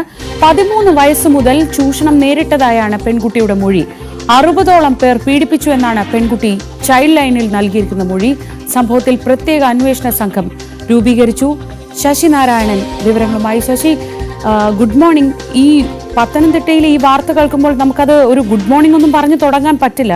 ഒരു കായിക താരം പരാതി ഉന്നയിക്കുന്നു. ആ പരാതിയിൽ പറയുന്നത് 13 വയസ്സ് മുതൽ ആ കുട്ടി നിരന്തരം പീഡനത്തിനിരയായി എന്നാണ്. ഇപ്പോൾ 18 വയസ്സുള്ളൊരു കുട്ടി. എന്താണ് ഈ വാർത്തയെക്കുറിച്ച് ഇപ്പോൾ കൂടുതൽ വിവരങ്ങൾ പുറത്തു വരുന്നത്? ഇതിൽ കൂടുതൽ അറസ്റ്റിലേക്ക് നീങ്ങാനുള്ളൊരു സാഹചര്യം എങ്ങനെയാണ്? Sreeja, good morning. ശ്രീജ സൂചിപ്പിച്ച പോലെ തന്നെ വലിയ വേദന ഉണ്ടാക്കുന്ന അല്ലെങ്കിൽ ഞെട്ടിക്കുന്ന ഒരു വാർത്ത തന്നെയാണ് ഉണ്ടായിരിക്കുന്നത്. ഇന്നലെയാണ് ഇത്തരം ഒരു വാർത്ത പുറത്തു വന്നത്. 13 വയസ്സുകാരി ഉള്ള സമയം മുതൽ ഒരു പെൺകുട്ടി കഴിഞ്ഞ 5 വർഷമായി നിരന്തരം പീഡനത്തിന് ഇരയായി എന്നുള്ളൊരു വാർത്തയാണ് ഇന്നലെ പുറത്തു വന്നത്. എന്തായാലും ആ വാർത്തയുമായി ബന്ധപ്പെട്ട് 5 പേരെ പോലീസ് അറസ്റ്റ് ചെയ്തിട്ടുണ്ട്. ഇതിൽ 4 പേരെ ഇന്നലെ തന്നെ അറസ്റ്റ് ചെയ്യുകയും ഒരാള് നേരത്തെ പീഡന കേസിലെ പ്രതിയാണ്, അറസ്റ്റ് രേഖപ്പെടുത്തിയിട്ടുണ്ട്. ഈ 4 പേരെയും റാന്നി കോടതിയിൽ എത്തിച്ച് റിമാൻഡ് ചെയ്യുകയും ചെയ്തിട്ടുണ്ട്. 42 പേരുടെ പേര് ലിസ്റ്റുകൾ ഈ അച്ഛന്റെ ഫോൺ നമ്പറുമായി ബന്ധപ്പെട്ടാണ് ഈ കുട്ടി പലപ്പോഴും ഇത്തരം ആളുകളുമായി ഒക്കെ ബന്ധപ്പെട്ടിരുന്നത്. ആ ഫോൺ നമ്പറിൽ കേന്ദ്രീകരിച്ചുള്ള അന്വേഷണമാണ് പോലീസ് പ്രധാനമായും നടത്തുന്നത്. ആ ഫോൺ നമ്പറിന്റെ അടിസ്ഥാനത്തിലാണ് ആദ്യ ഘട്ടത്തിൽ തന്നെ 5 പേരെ പോലീസ് അറസ്റ്റ് ചെയ്യാൻ കഴിഞ്ഞത്. 62 പേരുണ്ടെന്നാണ് നിലവിലത്തെ സാഹചര്യത്തിൽ പെൺകുട്ടി നൽകിയ മൊഴിയുടെ അടിസ്ഥാനത്തിൽ ഉള്ളത്. അതനുസരിച്ചുള്ള കേസുകളാണ് രജിസ്റ്റർ ചെയ്തിട്ടുള്ളത്. പത്തനംതിട്ടയിലെ വിവിധ സ്റ്റേഷനുകളിൽ, പത്തനംതിട്ടയിലുള്ള വിവിധ പോലീസ് സ്റ്റേഷനുകളിലാണ് കേസുകൾ രജിസ്റ്റർ ചെയ്തത്. അതുകൊണ്ട് തന്നെ പ്രതികളിലേക്ക് എത്താനുള്ള സാധ്യത വളരെ കൂടുതലാണ്. എസ് പിയുടെ നേതൃത്വത്തിൽ ഇന്നലെ തന്നെ അടിയന്തരമായി പോലീസിലെ ഉദ്യോഗസ്ഥരുടെ യോഗം കൂടിയും തുടർന്ന് പത്തനംതിട്ട DSP ആണ് ഈ അന്വേഷണ ചുമതലയുള്ളത്.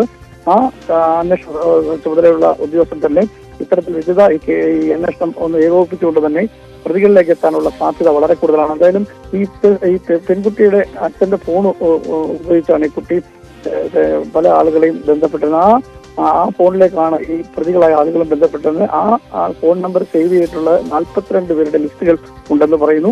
അത്തരം കാര്യങ്ങളെല്ലാം വിശദമായി പരിശോധിച്ചതിന് ശേഷമായിരിക്കും അറസ്റ്റിലേക്ക് കടക്കുക. എന്തായാലും പ്രാഥമിക ഘട്ടത്തിൽ 5 പേരെ അറസ്റ്റ് ചെയ്തു. അവർ റിമാൻഡിലായിരിക്കുന്നു എന്നുള്ള വിവരം നമുക്ക് ലഭിക്കുന്നു. എന്തായാലും ഉണ്ടായിരിക്കുന്ന 13 വയസ്സ് മുതൽ കായിക താരമാണ് ഈ പെൺകുട്ടി. പരിശീലകരും സുഹൃത്തുക്കളും ഒപ്പം മറ്റ് സഹപാഠികളായ ആളുകളും ഒക്കെ ഉണ്ട് എന്നുള്ളതാണ് നമുക്ക് അറിയാൻ കഴിയുന്നത്. പോക്സോ കേസ് നിയമപ്രകാരമാണ് കേസ് എടുത്തിട്ടുള്ളത്. അതുകൊണ്ട് തന്നെ അത്തരം ഈ കേസുമായി ബന്ധപ്പെട്ട് കൂടുതൽ വിവരങ്ങൾ പുറത്തു പറയുന്നതിനും പരിമിതിയുണ്ട്. പോലീസും വളരെ ഗൗരവത്തോടു കൂടിയാണ് ഈ വിഷയത്തെ കാണുന്നത്.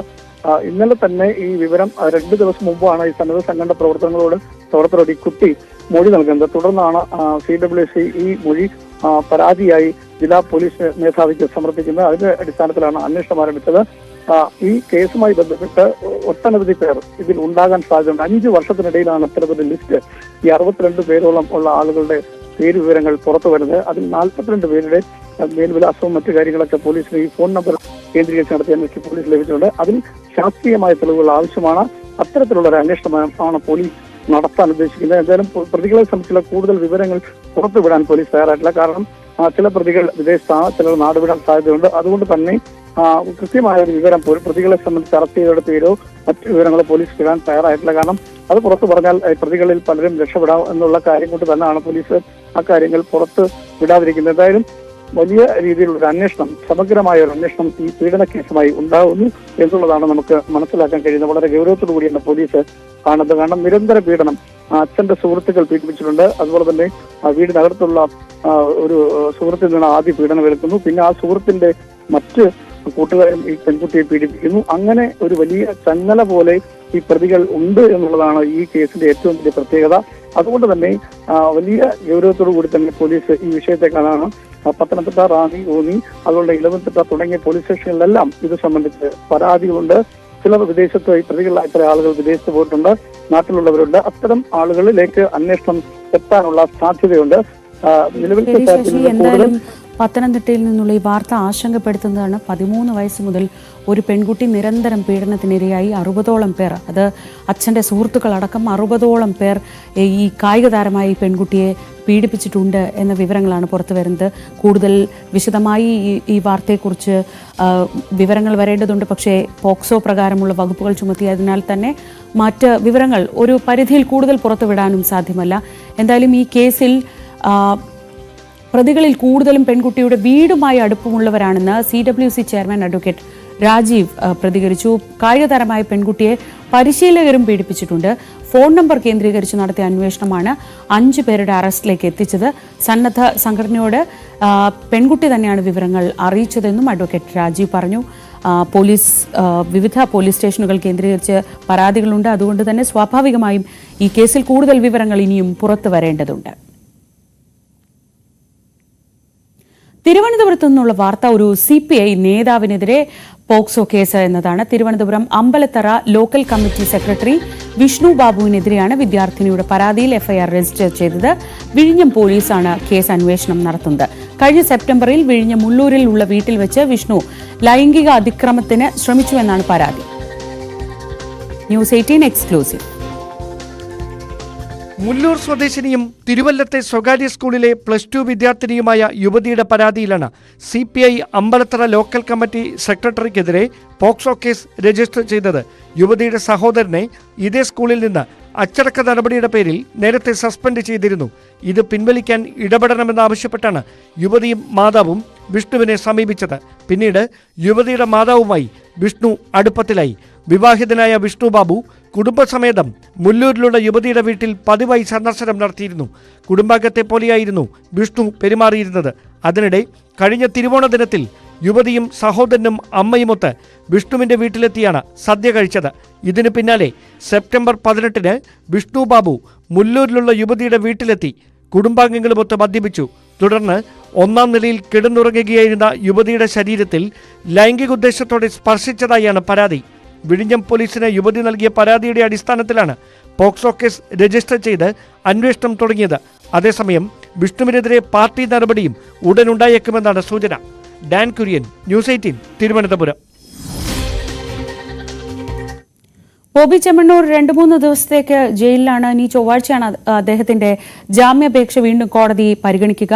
ഇതിനിടെ ഹണി റോസിന്റെ മൊഴി വീണ്ടും രേഖപ്പെടുത്താൻ നീക്കം. ബോബി ചെമ്മണ്ണൂർ പിന്തുടർന്ന് ശല്യം ചെയ്തു എന്ന പരാതിയുടെ അടിസ്ഥാനത്തിലാണ് മൊഴിയെടുക്കുക.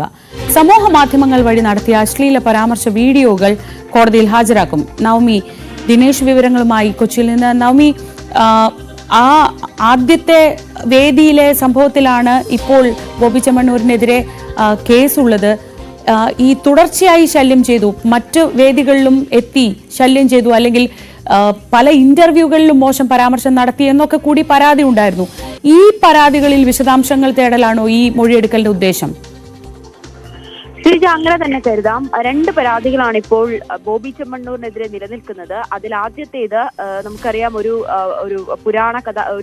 പുരാണത്തിലെ ഒരു കഥാപാത്രവുമായി ഹണി റോസിനെ ഉപമിച്ചതാണ് ഹണി റോസിന് ഏറെ അപമാനമായി തോന്നുകയും ഇതിന്റെ അടിസ്ഥാനത്തിലാണ് ആദ്യം പോലീസിന് പരാതി നൽകിയത്.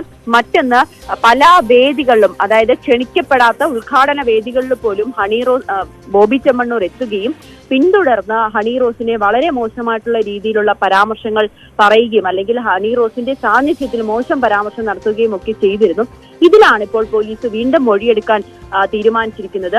നിലവിൽ ചുമത്തിയിരിക്കുന്നത് BNS 75, IT ആക്ട് 67 വകുപ്പുകളാണ്. ഇത് പ്രകാരമുള്ള വകുപ്പ് ചുമത്തുന്നതാണ് ഇപ്പോൾ സെൻട്രൽ പോലീസും പരിഗണനയിലുള്ളത്.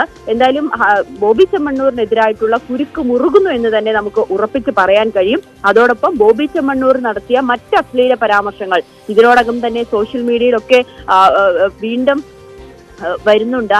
ബോബി ചെമ്മണ്ണൂർ മറ്റ് ചില ഓൺലൈനുകൾക്ക് നൽകിയ ഇന്റർവ്യൂകളിൽ വളരെ മോശമായിട്ടുള്ള രീതിയിൽ, അത് അവതാരികയുടെ ചോദ്യത്തിന് പോലും ദ്വയാർത്ഥം വരുന്ന രീതിയിലുള്ള മറുപടി നൽകുന്നത് അടക്കം പരിശോധിച്ച് അതുകൂടി കോടതിയിൽ ഹാജരാക്കാനാണ് പോലീസ് തീരുമാനിച്ചിരിക്കുന്നത്. ഈ ബോബി ചെമ്മണ്ണൂരിനെതിരായിട്ടുള്ള കൂടുതൽ തെളിവുകൾ അത് ശേഖരിക്കുക എന്നൊരു ഘട്ടത്തിലേക്ക് പോലീസ് കടന്നിരിക്കുന്നു. ചൊവ്വാഴ്ചത്തേക്ക് ഇതിനൊരു വിശദീകരണം നൽകാനാണ് പോലീസിനോട് കോടതി ആവശ്യപ്പെട്ടിരിക്കുന്നത്. ഈ മറുപടി നൽകുമ്പോൾ ഈ ദൃശ്യങ്ങളടക്കം കൂടുതൽ പരാതികളുമായി പോലീസിനെ കോടതിയെ സമീപിക്കാൻ തന്നെയാണ് പോലീസ് തീരുമാനിച്ചിരിക്കുന്നത്. നവമിയാണ് വിവരങ്ങൾ നൽകിയത്. ബോബി ചെമ്മണ്ണൂരിന് കുരുക്ക് മുറുകുകയാണ്. അശ്ലീല പരാമർശ വീഡിയോകൾ കൂടി കോടതിക്ക് മുന്നിൽ സമർപ്പിക്കും. ഇനി ചൊവ്വാഴ്ച ഈ കേസ് പരിഗണിക്കുമ്പോൾ അതിനിടയിൽ ഹണി റോസിന്റെ മൊഴി വീണ്ടും രേഖപ്പെടുത്തുകയാണ്. മലപ്പുറത്ത് നിന്നാണ് അടുത്ത വാർത്ത. മലപ്പുറം എടവണ്ണപ്പാറയിൽ ഡ്യൂട്ടിക്കിടെ ഹോം ഗാർഡിന് മർദ്ദനമേറ്റു. വാഴക്കാട് പോലീസ് സ്റ്റേഷനിലെ ഹോം ഗാർഡ് ഉണ്ണികൃഷ്ണനാണ് മർദ്ദനമേറ്റത്. സംഭവത്തിൽ എടവണ്ണപ്പാറ സ്വദേശി സജീം അലിയെ വാഴക്കാട് പോലീസ് അറസ്റ്റ് ചെയ്തു. ഈ പ്രതി ലഹരിക്ക് അടിമയെന്നാണ് പോലീസ് വിശദീകരിക്കുന്നത്. മർദ്ദനത്തിന്റെ ദൃശ്യങ്ങൾ പുറത്തു വന്നു. നമുക്ക് ദൃശ്യങ്ങളിൽ കാണാം. പ്രത്യേകിച്ച് പ്രകോപനമൊന്നുമില്ലാതെ ഹോം ഗാർഡിനെ മർദ്ദിക്കുന്ന ദൃശ്യങ്ങളാണിത്.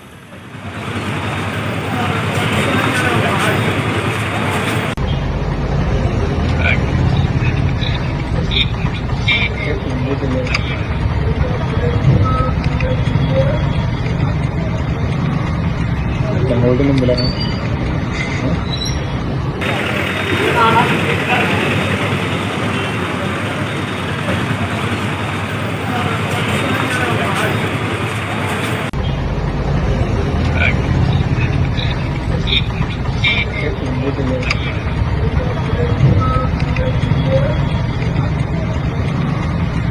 ഞങ്ങളുടെ മുമ്പിലാണ്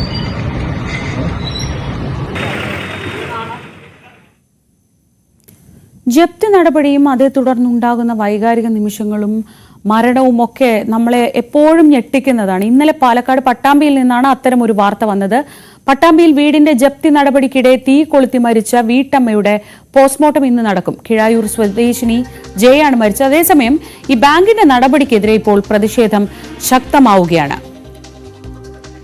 എം വിഷ്ണു വിവരങ്ങളുമായി. വിഷ്ണു, ഇന്നലെയാണ് ജയ തീ കൊളുത്തിയത്. അതേ തുടർന്ന് നമ്മൾ കണ്ടത് കോൺഗ്രസ് ഈ വിഷയം ഏറ്റെടുക്കുന്നുണ്ട്. വലിയ രീതിയിലൊരു പ്രതിഷേധമൊക്കെ അവരുടെ ഭാഗത്തു നിന്ന് ഉണ്ടാവുന്നുണ്ട്. നാട്ടുകാരുടെയൊക്കെ ഒരു നിലപാട് എന്താണ് ഈ വിഷയത്തിൽ? എങ്ങനെയാണ് ജയ ഇങ്ങനെ ഒരു ആത്മഹത്യയിലേക്ക് പോകുന്ന ഒരു സാഹചര്യം ഉണ്ടായത്? എങ്ങനെയാണ്? തീർച്ചയായും ഇന്നലെ ഉച്ചയോടുകൂടിയാണ് ദാരുണ സംഭവം ഉണ്ടായത്. പട്ടാമ്പി കിഴക്കേപ്പുറയ്ക്കൽ ശ്രീജയുടെ വീട്ടിൽ കോപ്പറേറ്റീവ് ബാങ്ക് ഉദ്യോഗസ്ഥരും കോടതിയിൽ നിന്നുള്ള ഉദ്യോഗസ്ഥരും ജപ്തി നടപടികൾ നടത്തുന്നതിന് വേണ്ടി എത്തിയതായിരുന്നു. ജയ മാത്രമാണ് വീട്ടിലുണ്ടായിരുന്നത്. ഈ സമയം ഉദ്യോഗസ്ഥരെത്തി നടപടിക്രമങ്ങളെ കുറിച്ച് അറിയിച്ചപ്പോൾ, നടപടിക്രമങ്ങൾ ആരംഭിച്ചപ്പോൾ ശ്രീജ വീടിനകത്തേക്ക് പോവുകയും മണ്ണെണ്ണ ഒഴിച്ച് തീ കൊളുത്തുകയുമായിരുന്നു. സംഭവം അറിഞ്ഞ ഈ ഉദ്യോഗസ്ഥര് ബഹളം വെക്കുകയും തുടർന്ന് നാട്ടുകാർ ഓടിക്കൂടുകയും ചെയ്യുകയും ഇവരെ ഉടൻ തന്നെ പട്ടാമ്പിയിലെ സ്വകാര്യ ആശുപത്രിയിൽ എത്തിക്കുകയും ചെയ്തു. ഇവിടെ നിന്നും തൃശൂർ മെഡിക്കൽ കോളേജിലേക്ക് വിദഗ്ധ ചികിത്സയ്ക്കായി മാറ്റിയെങ്കിലും വൈകുന്നേരത്തോടുകൂടി ചികിത്സയിലിരിക്കെ മരിക്കുകയായിരുന്നു. 80% പൊള്ളലേറ്റിരുന്നു. ഇതേ തുടർന്ന് ഭയങ്കര പ്രതിഷേധം നമ്മൾ കഴിഞ്ഞ കുറെ നാളുകളിലൊക്കെ ഉണ്ടായിട്ടുണ്ട്. ബാങ്ക് ജപ്തി നടപടിയെ ബന്ധപ്പെട്ടിട്ട് വീട്ടിൽ നിന്നും ഇറക്കി വിടുന്നതിനെതിരെയും ആത്മഹത്യകൾക്കെതിരെയൊക്കെ ഭയങ്കര പ്രതിഷേധങ്ങൾ ഉണ്ടായിരുന്നു. അതുപോലെ തന്നെ പട്ടാമ്പിയിലും ഈ ബാങ്കിന്റെ നടപടിക്കെതിരെ വലിയ പ്രതിഷേധങ്ങൾ ഉയരുന്നുണ്ട് വിവിധ രാഷ്ട്രീയ പാർട്ടികളുടെ ഭാഗത്തു നിന്നൊക്കെ. ഇന്നലെ വൈകുന്നേരം കോൺഗ്രസിന്റെ നേതൃത്വത്തിൽ പഷോർണൂർ കോപ്പറേറ്റീവ് അർബൻ ബാങ്കിന്റെ പട്ടാമ്പി ശാഖയിലേക്ക് ഇവർ ലോൺ എടുത്ത ഈ നടപടിയുമായി നീങ്ങിയ ബാങ്കിന്റെ ശാഖയിലേക്ക് പ്രതിഷേധ മാർച്ചും ഉണ്ടായിരുന്നു. വരും ദിവസങ്ങളിലും പ്രതിഷേധങ്ങൾ ഉണ്ടാകുമെന്നാണ് അറിയാൻ കഴിയുന്നത്. ശ്രീജ. ശരി വിഷ്ണു, എന്തായാലും ദാരുണമായ സംഭവമാണ് പട്ടാമ്പിയിലുണ്ടായത്. കിഴായൂർ സ്വദേശിനി ജയയാണ് ജപ്തി നടപടിക്കിടെ തീ കൊളുത്തിയത്. വൈകുന്നേരത്തോടെ പിന്നീട് മരണം സംഭവിക്കുകയായിരുന്നു. വലിയ രീതിയിലുള്ള പ്രതിഷേധമാണ് ഉണ്ടാവുന്നത്. രാവിലെ ഒരു ചെറിയ ഇടവേള എടുക്കുകയാണ്. ഇനി നമ്മൾ കാത്തിരുന്ന ആ വാക്കുകളിലേക്കാണ്. രമേശ് ചെന്നിത്തലയുടെ മനസ്സിൽ എന്താണ് ഇപ്പോഴത്തെ രാഷ്ട്രീയ നീക്കങ്ങൾക്ക്, രാഷ്ട്രീയമായുള്ള ചടുലമായ നീക്കങ്ങൾക്ക് ചെന്നിത്തല ഇറങ്ങുമ്പോൾ എന്താണ് അദ്ദേഹത്തിന്റെ മനസ്സിലുള്ളത്, പറയാതെ വെച്ച കാര്യങ്ങൾ എന്തൊക്കെയാണ്? ന്യൂസ് 18 സീനിയർ എഡിറ്റർ മഞ്ജുഷ് ഗോപാലുമായി രമേശ് ചെന്നിത്തല സംസാരിക്കുന്നു.